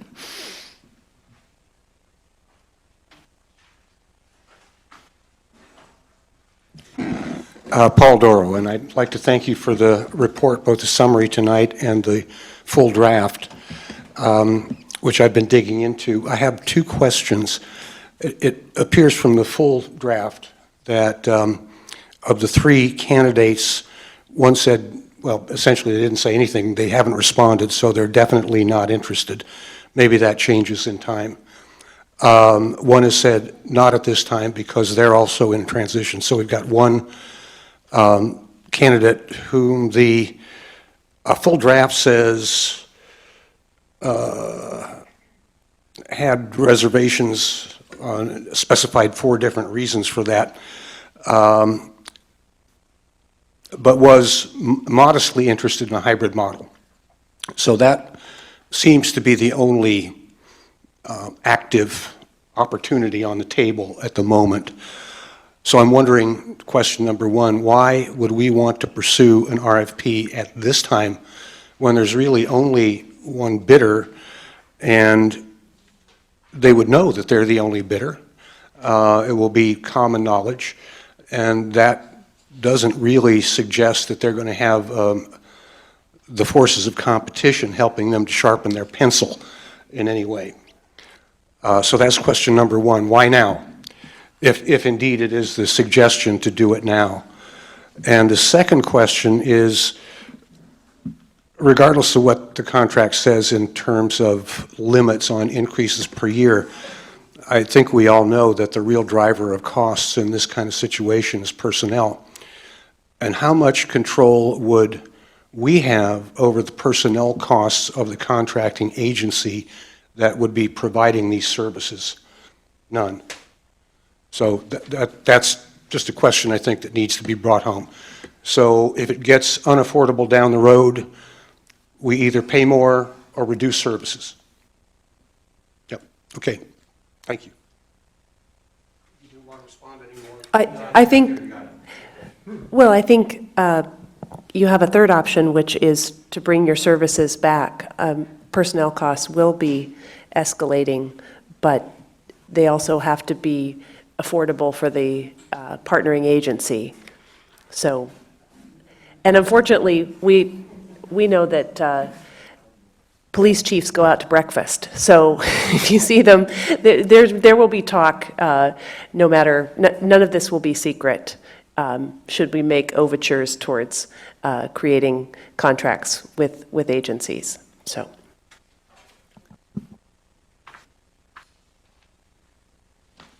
Anthony Knight.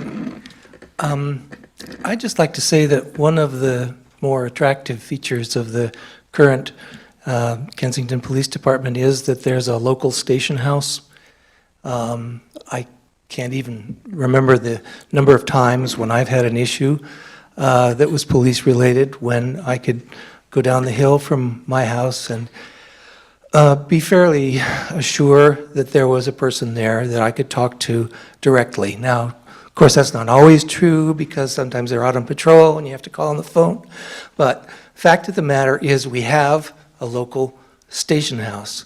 And what I'd like to know, what I'm thinking is, well, if you contract out full service with El Cerrito, are you still retaining the local station house concept? What it says on this printout that we have here is that Kensington would be a dedicated patrol beat. Now, the words dedicated control beat is not the same thing to me as a physical station house. A dedicated patrol beat means that there is an officer somewhere in Kensington who's under the control, under a contracted system of El Cerrito, but not that he's physically dedicated to be at a station house. Richard, could you answer that question? Because my assumption had been I haven't got to always- the question yet. Oh, I'm sorry. That was the preamble. My question is... I just want to save you some time, because I have always assumed we were going to keep a station, so I wanted to make sure that was the case. You and I have had a discussion about this, and you've said that exact thing, that you'd always assumed that we keep the station. I want to know if these guys have the same assumption. That's my question. That's my question, too. If we have full service with El Cerrito, is it going to be like the Berkeley Hills? I don't know if you folks know, but the Berkeley Hills is a dedicated beat. But is there a station house in the Berkeley Hills? There is not. It's all controlled. If you want some action in person, you have to walk down to Grant Street, and you have to stand in line to get it. So, there's my question. It was our assumption that you continue to have space at the public safety facility. And remember, we've recommended a relatively high-level manager from the contracting city, a lieutenant or a captain, who would essentially act as your police chief. And that person would be here at least weekday business hours. And in a contract model, we could specify that they wear Kensington police officer uniforms, drive Kensington Police Department cars. Many communities do that. Right. Right. Yeah.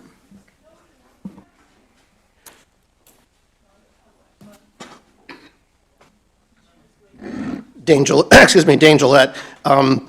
Basically, I agree with what Paul said, and I'm not going to reiterate that. I have the same concerns because the proposal that's being discussed tonight is to float a sample full-service contract model based on the information from El Cerrito, which I think, as Paul suggested, is highly premature and dangerous, because as we also know, Albany and Berkeley have shown absolutely no interest.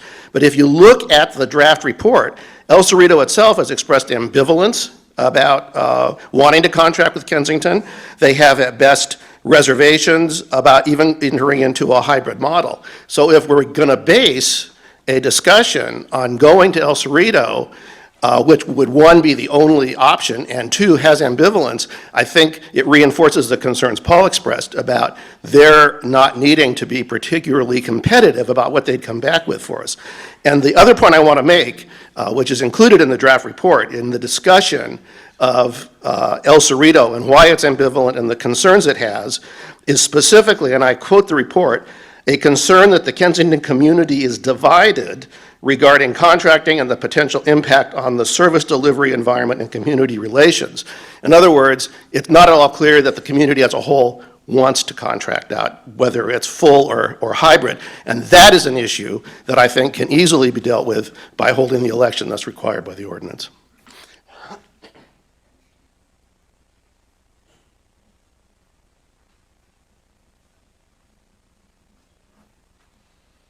Another Gillette. I have a question.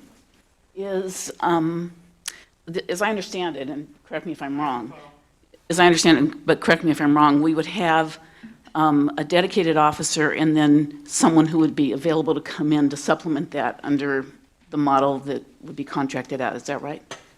Okay. So is this person who would come in to supplement the dedicated officer always going to be the same? Or is that going to be whoever's available at the time?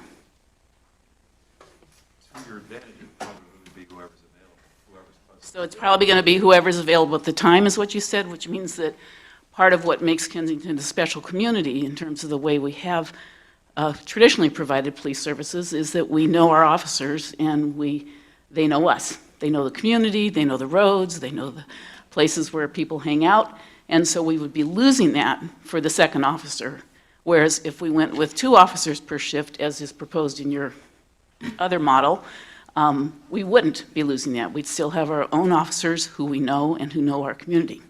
That's my first thing. My second question is, as you may recall, when you published your contract on the website, you mistakenly included a draft of talking points internally. This was for the Provincetown-Truro draft report outline, where you all were talking to your people internally about how to present a report to a town which had contracted with you to evaluate possible services. And in this thing, this draft report outline, where you're talking with each other, what you say is, in spite of some acceptance evidenced in our employee survey, there would be much opposition from both staff and the community for many/most of the harder, quote-unquote, shared services. This report needs to lead them, meaning the community, down a path which shows them how this is in their best and inevitable interest in doing. So my question is that what you're doing here? Leading us down a path that you think is correct, which may or may not be consistent with what the community wants? I don't actually know how you got that, but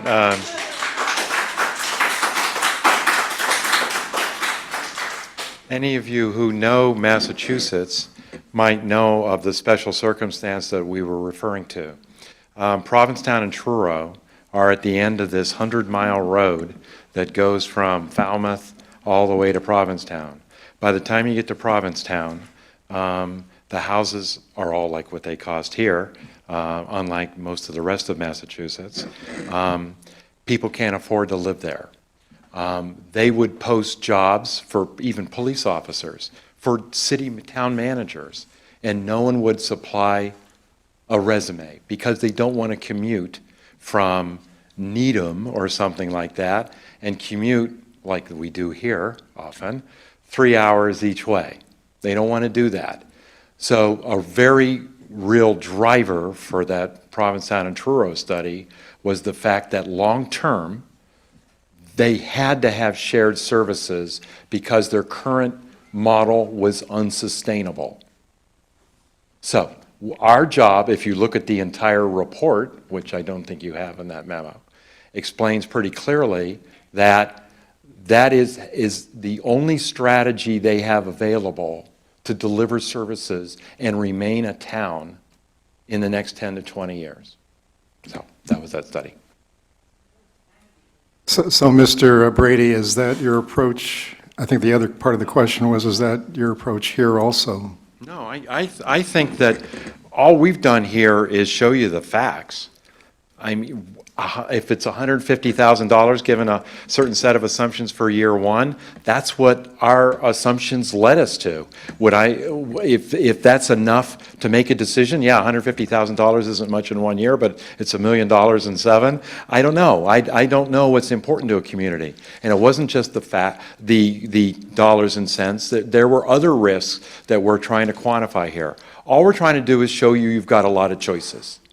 You can keep your current approach to policing, which has its own coverage issues and its own risks, or you could try to fix those in a number of ways. That's all we're trying to do.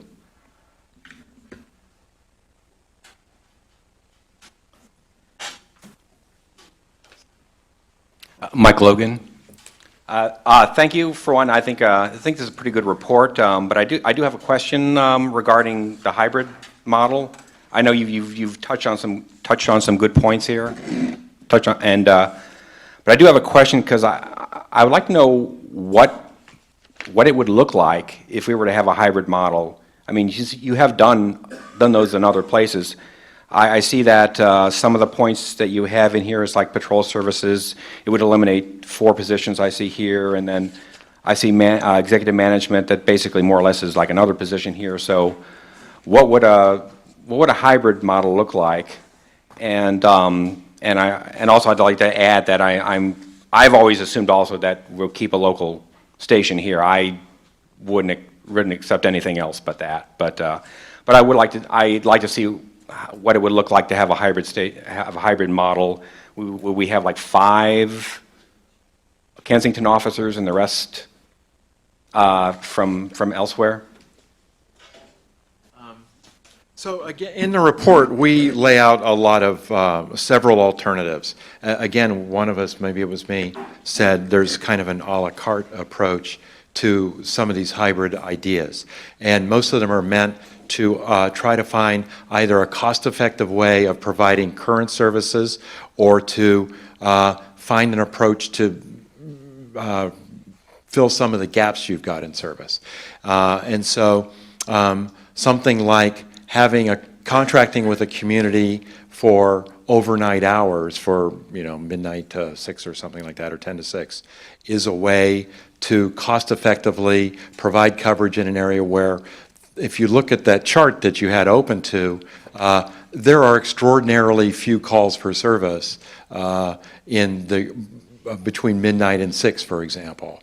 And so this model of having 2 people on duty, maybe you can have another approach. So that is a way of looking at the core service of patrol being provided in a different kind of way.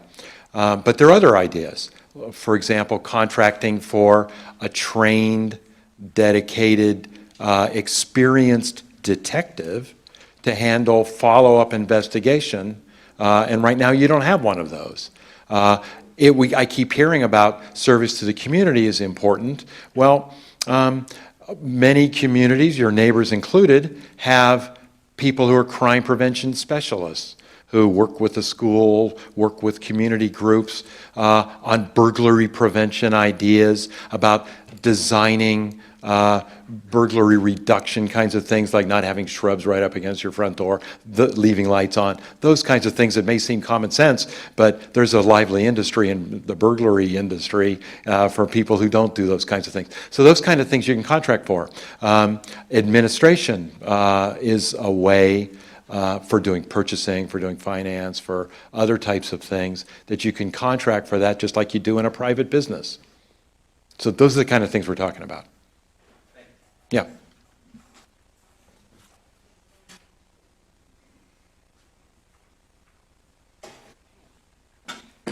Lisa Corona. I read the report earlier today, and in the executive summary, there was a lot of information about CalPERS. And there was inactive status, active status, terminated status, pros and cons of doing all that. You know, I got confused. I guess my question really is, how have you considered those costs? What is your recommendation? And are they included anywhere in these numbers that you propose?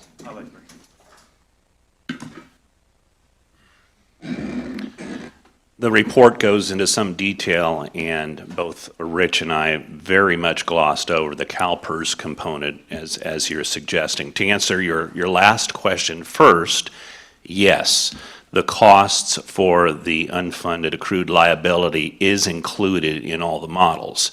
And that unfunded accrued liability is different dependent on the model. If you retained your own in-house police service, as we recommended in the Phase 1 report, you'd be considered an active CalPERS participant, and you'd be paying the UAL over the course of 15 or 30 years on an amortized schedule. If you go inactive through a contract, by example, you'd be paying a flat rate over 15 years. So there's a component that's involved in the CalPERS, whether you go active or inactive. There's also a terminated component. You would not do that very likely here, so it's probably something you don't need to worry about, because that would be very, very expensive to you, and it's extremely unlikely that you would ever go terminated. So those elements for CalPERS have been included in the models that you see, that one page we've provided to you, and it impacts, obviously, the operational costs. One thing that you did not bring up that's referenced in the report is you can remain active even if you were to contract services out by retaining one sworn personnel. So that's also another component that you can think about. That's all part of this hybrid discussion we've been having tonight, and that is there are literally dozens of different kinds of looks you can have if you have some kind of hybrid model. It could be one chief of police here and everything else contracted. And that way you could stay active, but that would be a hybrid approach to doing police services here. I'm going to thank you for looking into the inactive option, because up until now, we've only had numbers for termination or nothing at all. So it's good to finally see what that inactive option looks like.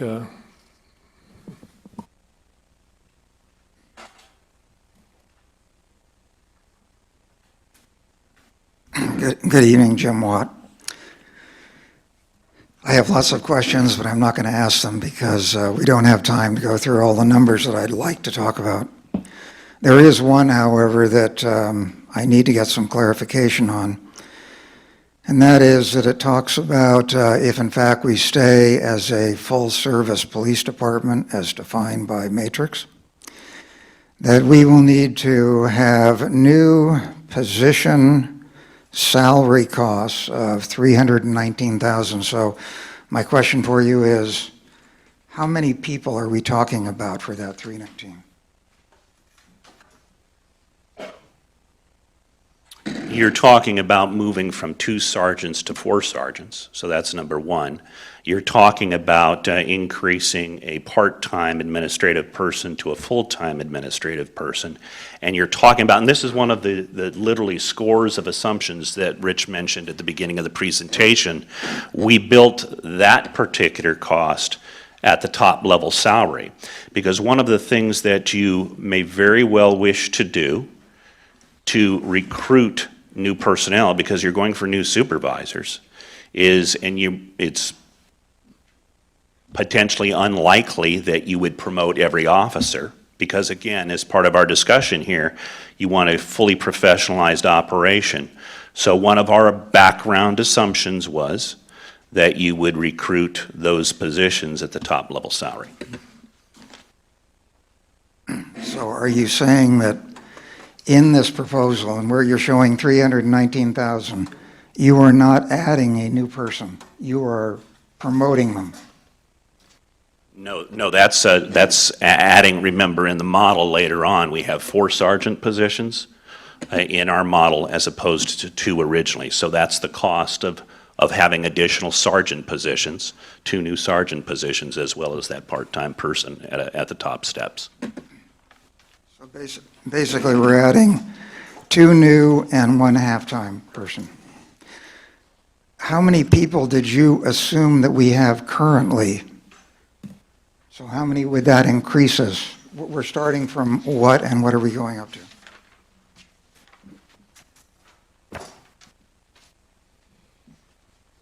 Let me just get to the gist of why I'm asking this question, and I have to ask our general manager. We have a budget for this year which is based upon 10 officers. Am I correct? Correct. And now I'm hearing this gentleman say that we are going to add 2 new people and a half person. Yet I'm also reading that we are going to have a total staff of 11 people. And I have to say, I mean, these numbers don't make sense. And I'll complete my comments, and because otherwise I'll just go on and on. There are a number of mistakes in this, and I have to tell everybody here because this is really bothering me. We are talking, I hope everybody understands, if we go full ticket on this thing, we're talking about increasing the cost to Kensington residents by the tune of $1,007,000. And then we're going to have a little extra in reserve for all of this. And by the way, those numbers are not correct, but I will handle this in writing to Matrix separately so I don't bore everybody with the details.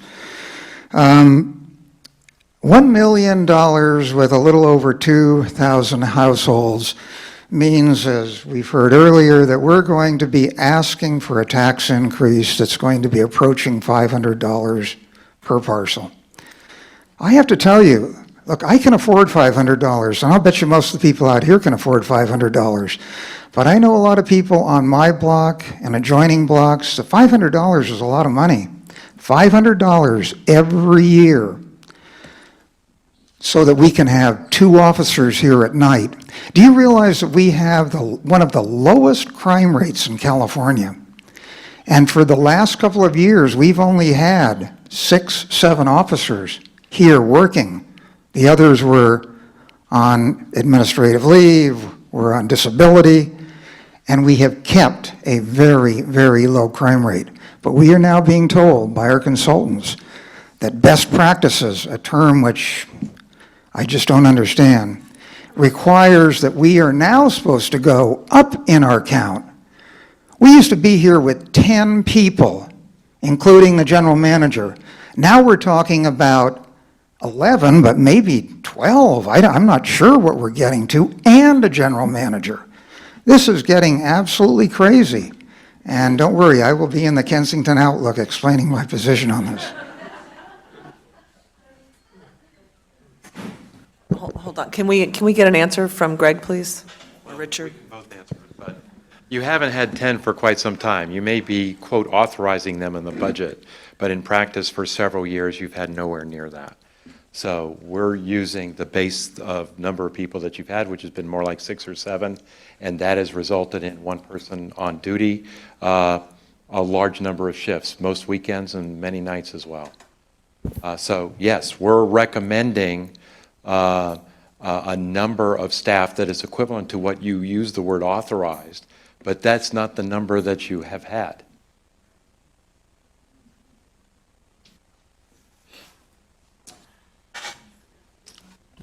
Another important point to remember that both Rich and I brought up, and as a matter of fact, one of your speakers brought up. Remember, these are comparisons of models, and there are literally dozens of assumptions. I just gave you one of the assumptions that we made relative to how you would pay new sergeants coming in. One of your speakers suggested that there is no way we're going to be able to afford a 25% raise for people. Well, the number that the gentleman just suggested, $1,007,000, that would go down by $315,000 a year if you gave no raises. That administrative overhead fee that we talked about in a contract for $300,000. If your contractor did not charge an administrative overhead fee, a potential contract via an RFP would go down $300,000. So given all the assumptions that we made, these are the figures that we have provided. We could throw a switch and it would be a different number depending on one different assumption. Ultimately, the outcome is, because of the relative closeness between an in-house operation and a potential contract for service model, that's the ultimate outcome that we are recommending to you, that you test the marketplace, because there are so many potential assumptions and what have you.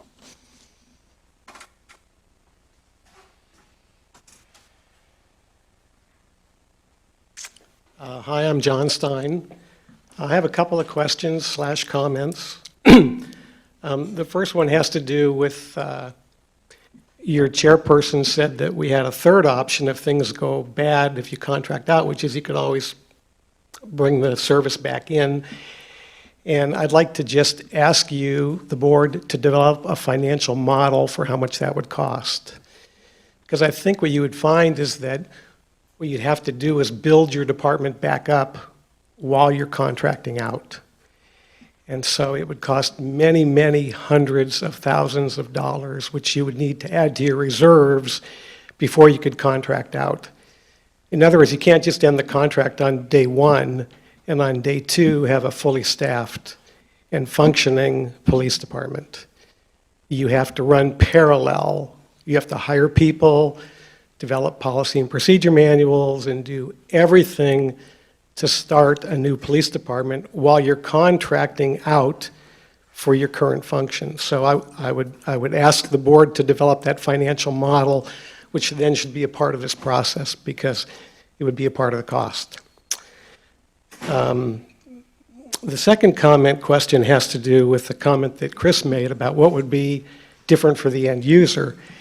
And my question is pretty close, not quite the same.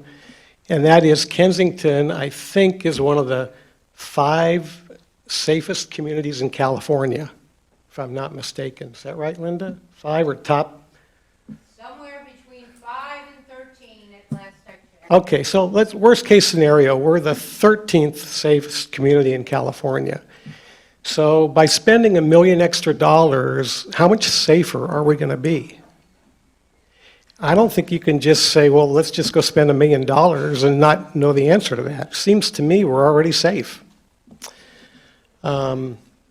Speaking of the $1 million, and it's been mentioned twice, roughly 2,000 houses, I think that's about $500 a year in additional taxes. The cost will only go up. And I think the board should think long and hard about that because I believe that that would be a non-starter. And if you ask the community for a $500 additional tax to contract out, I don't think it would be approved. So I don't think you're being realistic in where you're going with all of this about what would you like if you just had unlimited funds. That's kind of not a very mature thing to do. We're all adults. I think you have to start thinking about what can we do with the funds that we do have. There's also no mention in the report about the ordinance which requires that the community be asked in terms of a vote whether they would want to contract out. And I don't know if you have any thoughts on that or if you think that that's not an issue, or would you like to comment, or do you guys want to comment on that? I'll address some of the questions you've brought up.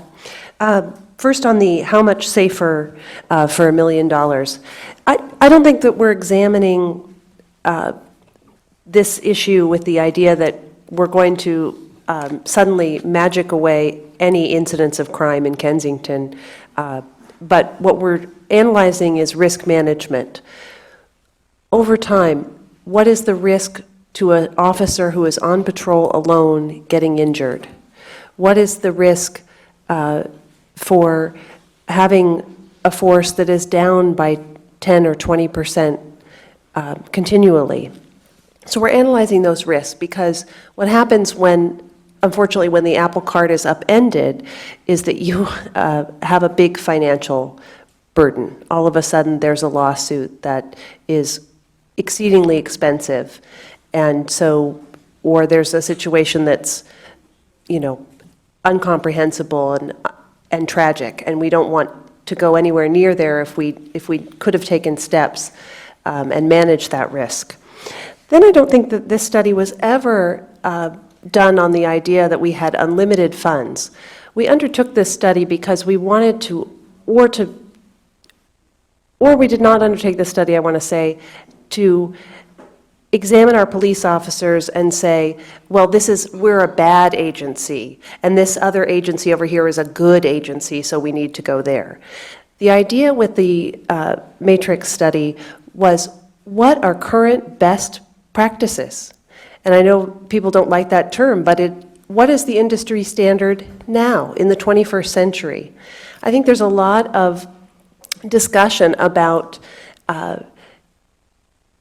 oversight, and that we would not have oversight should we form a police partnership. Well, the fact is that your board does not have oversight of the police department in the way that many people assume, nor should they. We do not have day-to-day operations oversight. That is the role of the chief of police and the general manager. The board is setting policy. You don't want us in the police station every day and saying, well, Officer Johnson, we think that you should be patrolling Highland today. I mean, that would be crazy making, and it's not, and we are not the police professionals. The chief of police is, the general manager is.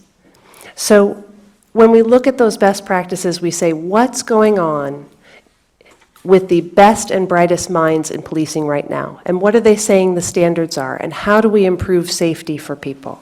And then we put that together, and we look to get as close to that as we can go. We'd all like our children to get into Harvard. That's not possible for everyone. Let me say Stanford, which has a ridiculous rate of acceptance currently. So we'd all like that. If that can't happen, what's the best fit? How close can we get to excellence? And that's what we're looking for. Did you want to answer any other comments or questions, concerns?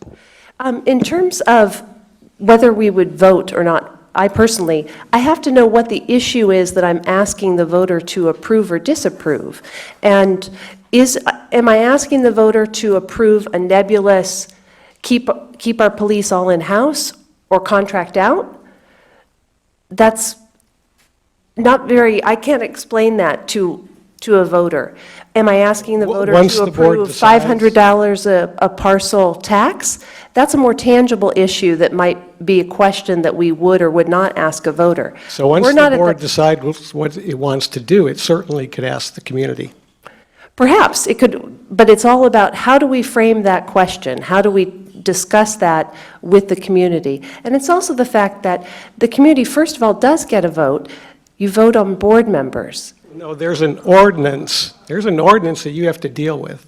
Yes, and that is. And our attorneys, 2 sets of attorneys have already said that that ordinance is invalid. Now, that doesn't mean that the board won't take a certain action that is I can find you 2 other attorneys who can say it's very valid. Okay, well, not the ones that wrote it, maybe. But, so the issue is, what are we asking the voter to agree or disagree with? And until we have that question, I think we're just giving you conjecture. So tonight is about finding out, what's the question? Well, I think I'm hearing that you're open to asking the voters, which is very heartening to me. I have one other comment which hasn't been brought up, and that is that apparently of the 3 communities you went to, the only one who's even remotely interested is El Cerrito. And one thing that I would encourage the board to do is look at El Cerrito's finances, because El Cerrito is in major financial trouble. And I would just be very, very careful who you pick for your partners. Thank you. I'd also like to say something. I don't think anyone should be afraid of asking questions like this. This is just, we asked Matrix to do a deep analysis of both looking at our existing force and looking at options. And you have to be able to ask these kind of questions if you're going to move forward. You can't be afraid of the answers. It's not that we have a predetermined outcome, but this is really important information. It's an important, I guess, step for the community to move forward with. And so I think it's important, I'll use that term again, that we look at this as information gathering and ideas and all the different ideas, and then we can take those ideas and figure out the best way to go forward. But you should never be afraid to ask difficult questions. That's the only way you're going to make progress. Thank you.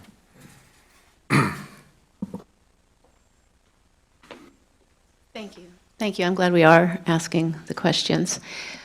John stole a little bit of my thunder, so I just actually had a few more minor questions that I wanted to ask. But before I ask them, I want to say, to me, it seems like the phase 1 of the matrix report basically said that we need to have what we already have, except that we haven't had it because for the last couple of years we haven't had a chief of police, and the department that we used to have hasn't been functioning at full mast. So I just wanted to say that it didn't feel that the report took that into account. But I am very interested in if we were to retain full control of our police, in some of the hybrid options that might make good sense. And at one point you said something about when officers get sick, when we're not covered. Isn't there a part of a hybrid model that could cover that? Yeah.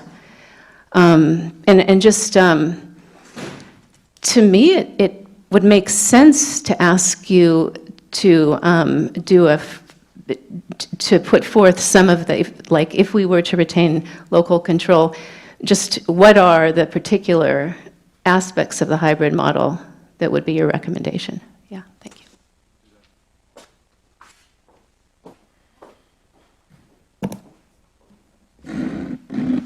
Linda Lipscomb. I think we should staff up. We're already authorized for 10 officers, and I think we should hire them and see how it goes. If we go to El Cerrito, they are in terrible shape with CalPERS. I mean, terrible. You might even get your first sweetheart contract out of it. But as soon as that one runs out, their costs are going to be going up because they're back shoveling their deficit there as well. And at that point, you won't be in a bargaining position because, as was pointed out, you will not have a staff you can go back to. You're going to be starting at ground zero. So I just think, I don't even know why we're doing this. I think Dakota said, the report says that we need what we already have. It says we need 10 officers. Let's staff up. Let's do it. I'd like to ask Richard to address this, what we already have, because $1 million doesn't come out of nowhere. So I'd like you to talk about the things that we don't have that you're asking us to think about having.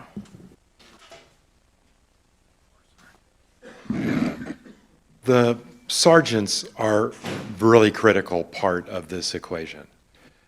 No matter what police department we look at, I think any organization, mid-level supervisors are the most important people in it.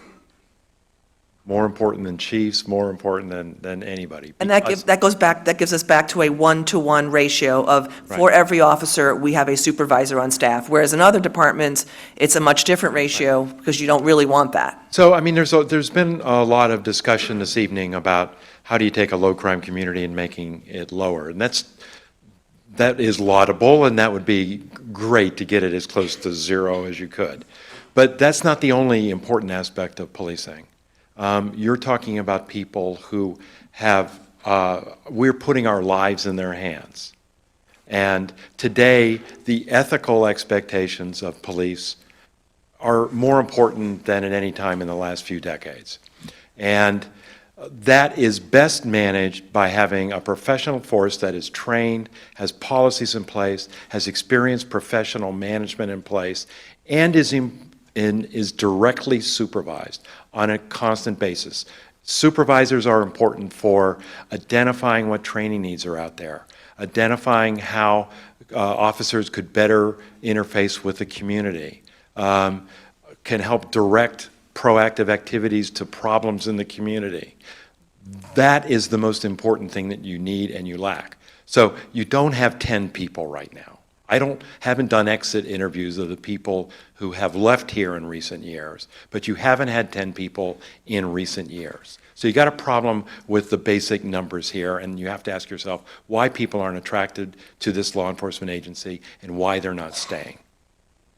So some of that may be pay, some of that may be lack of direction, some of that may be some of the things that have happened in the past. That's why this is an important set of issues that's going to take the board, the community, and professional management within police to fix it, if you keep your own police department. Okay. I think of course, I'm not going to stop you. I'm just going to say that we're going to close the discussion, I think, here in a moment. I think everyone's gotten a turn. So thank you. Go ahead. Cyrus Madavi. So quick question. For recruiting, would a company that is essentially in having, where they're debating to actually shut down the company or farm it out, have a good ability to recruit, where they don't have a full-time chief, or like they're still in an interim state, and they have a board that is sort of waffling its way through things? Would that make recruiting a difficult challenge? Certainly would. So you're saying it would, that recruiting just... No, well, I'm saying that's why this community has to make its mind up and to have a decision. So that's what this has been all about, the choices that you have on both a financial and other kinds of bases. So make that decision, and then those kind of things could follow in turn.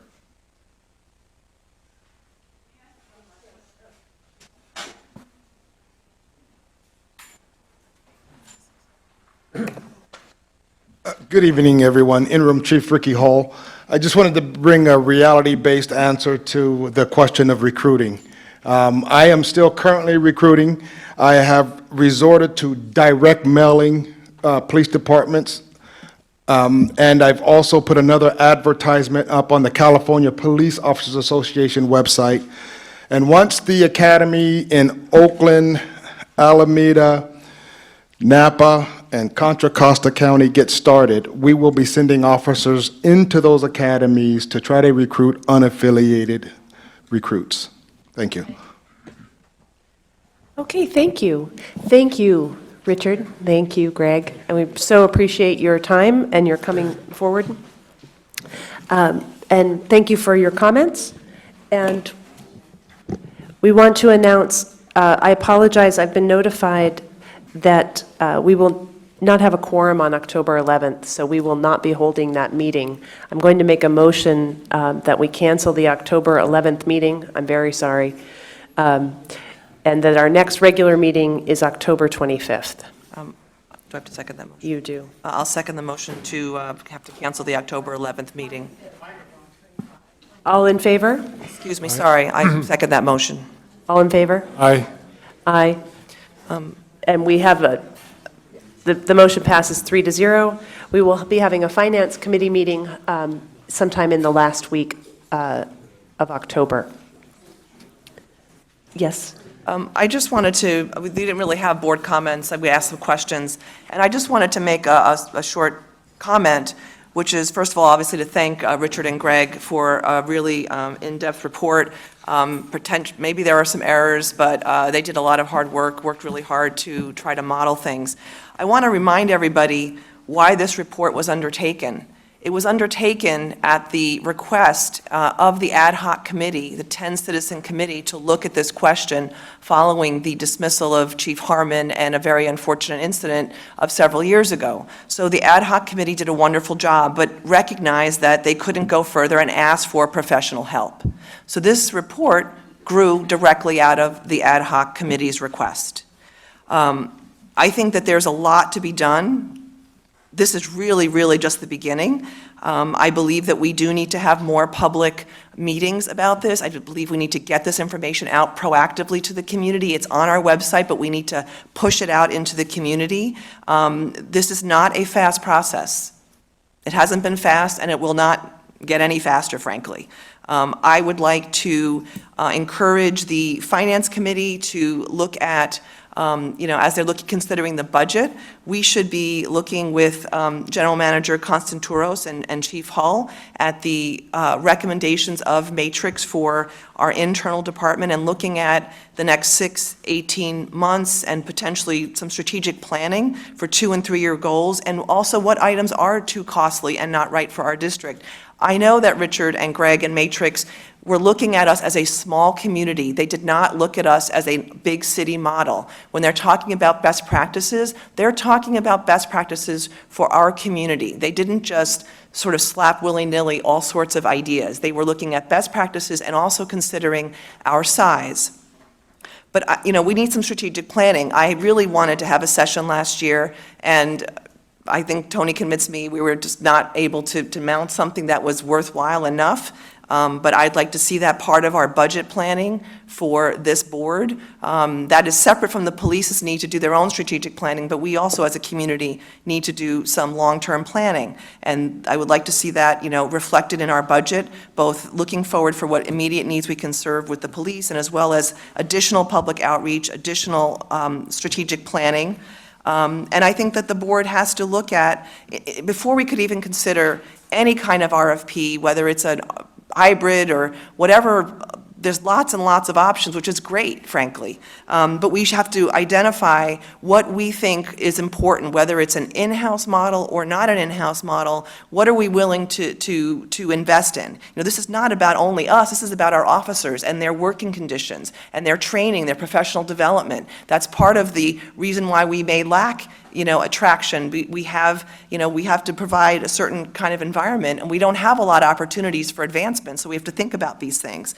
And we should be looking at, adopting a budget for police services that looks into the future and identify what we want. And then when we identify what we want, we could look at how we provided ourselves and if we wanted to partner with other agencies for aspects of these services. We couldn't do an RFP until we create what we are going to benchmark against. What Matrix has done is given us kind of extreme models, the $1 million fully loaded, everything in-house, and kind of a contract model, again, fairly conservative, based on certain assumptions. But this is just a starting point for us to work from. And so if we decide that we want to, test the market, and that could be 6 months to a year from now. Who knows how long this is going to take us, because we, don't have a lot of staff and multiple resources at our disposal. But the new chief in Albany will be a new chief, a year from now in July. The city manager in Albany and the city manager in El Streeto that are new, if it's 6 months from now, that's a whole different ballgame than when you start a job. I think you can all relate to that. It takes 6 months to even kind of get comfortable. So I think that we have to, do some of our own homework and try to identify this. And I also want to just say that, we have partnerships for solid waste. We have partnerships for the park and rec services with, KCC and volunteers, and we have Boy Scouts that are going to fix our steps, and we have citizens who do that work. And even already in police, we've talked about the fact that we are already a hybrid agency. We contract out for dispatch, we contract out with internal affairs investigations, and we contract out for background checks. The very first page of my board book, when I started in 2016, is this page right here, and I'll read it to you. The mission statement for KPPCSD is to provide services that enhance the community of Kensington. The KPPCSD vision statement is to develop partnerships to strengthen service capabilities. This was approved by the board on the 9th of April of 2009. This was the page that greeted me, and I think we should be looking carefully at partnerships in all aspects. We will only be stronger for it. Thank you. Good night. Thank you.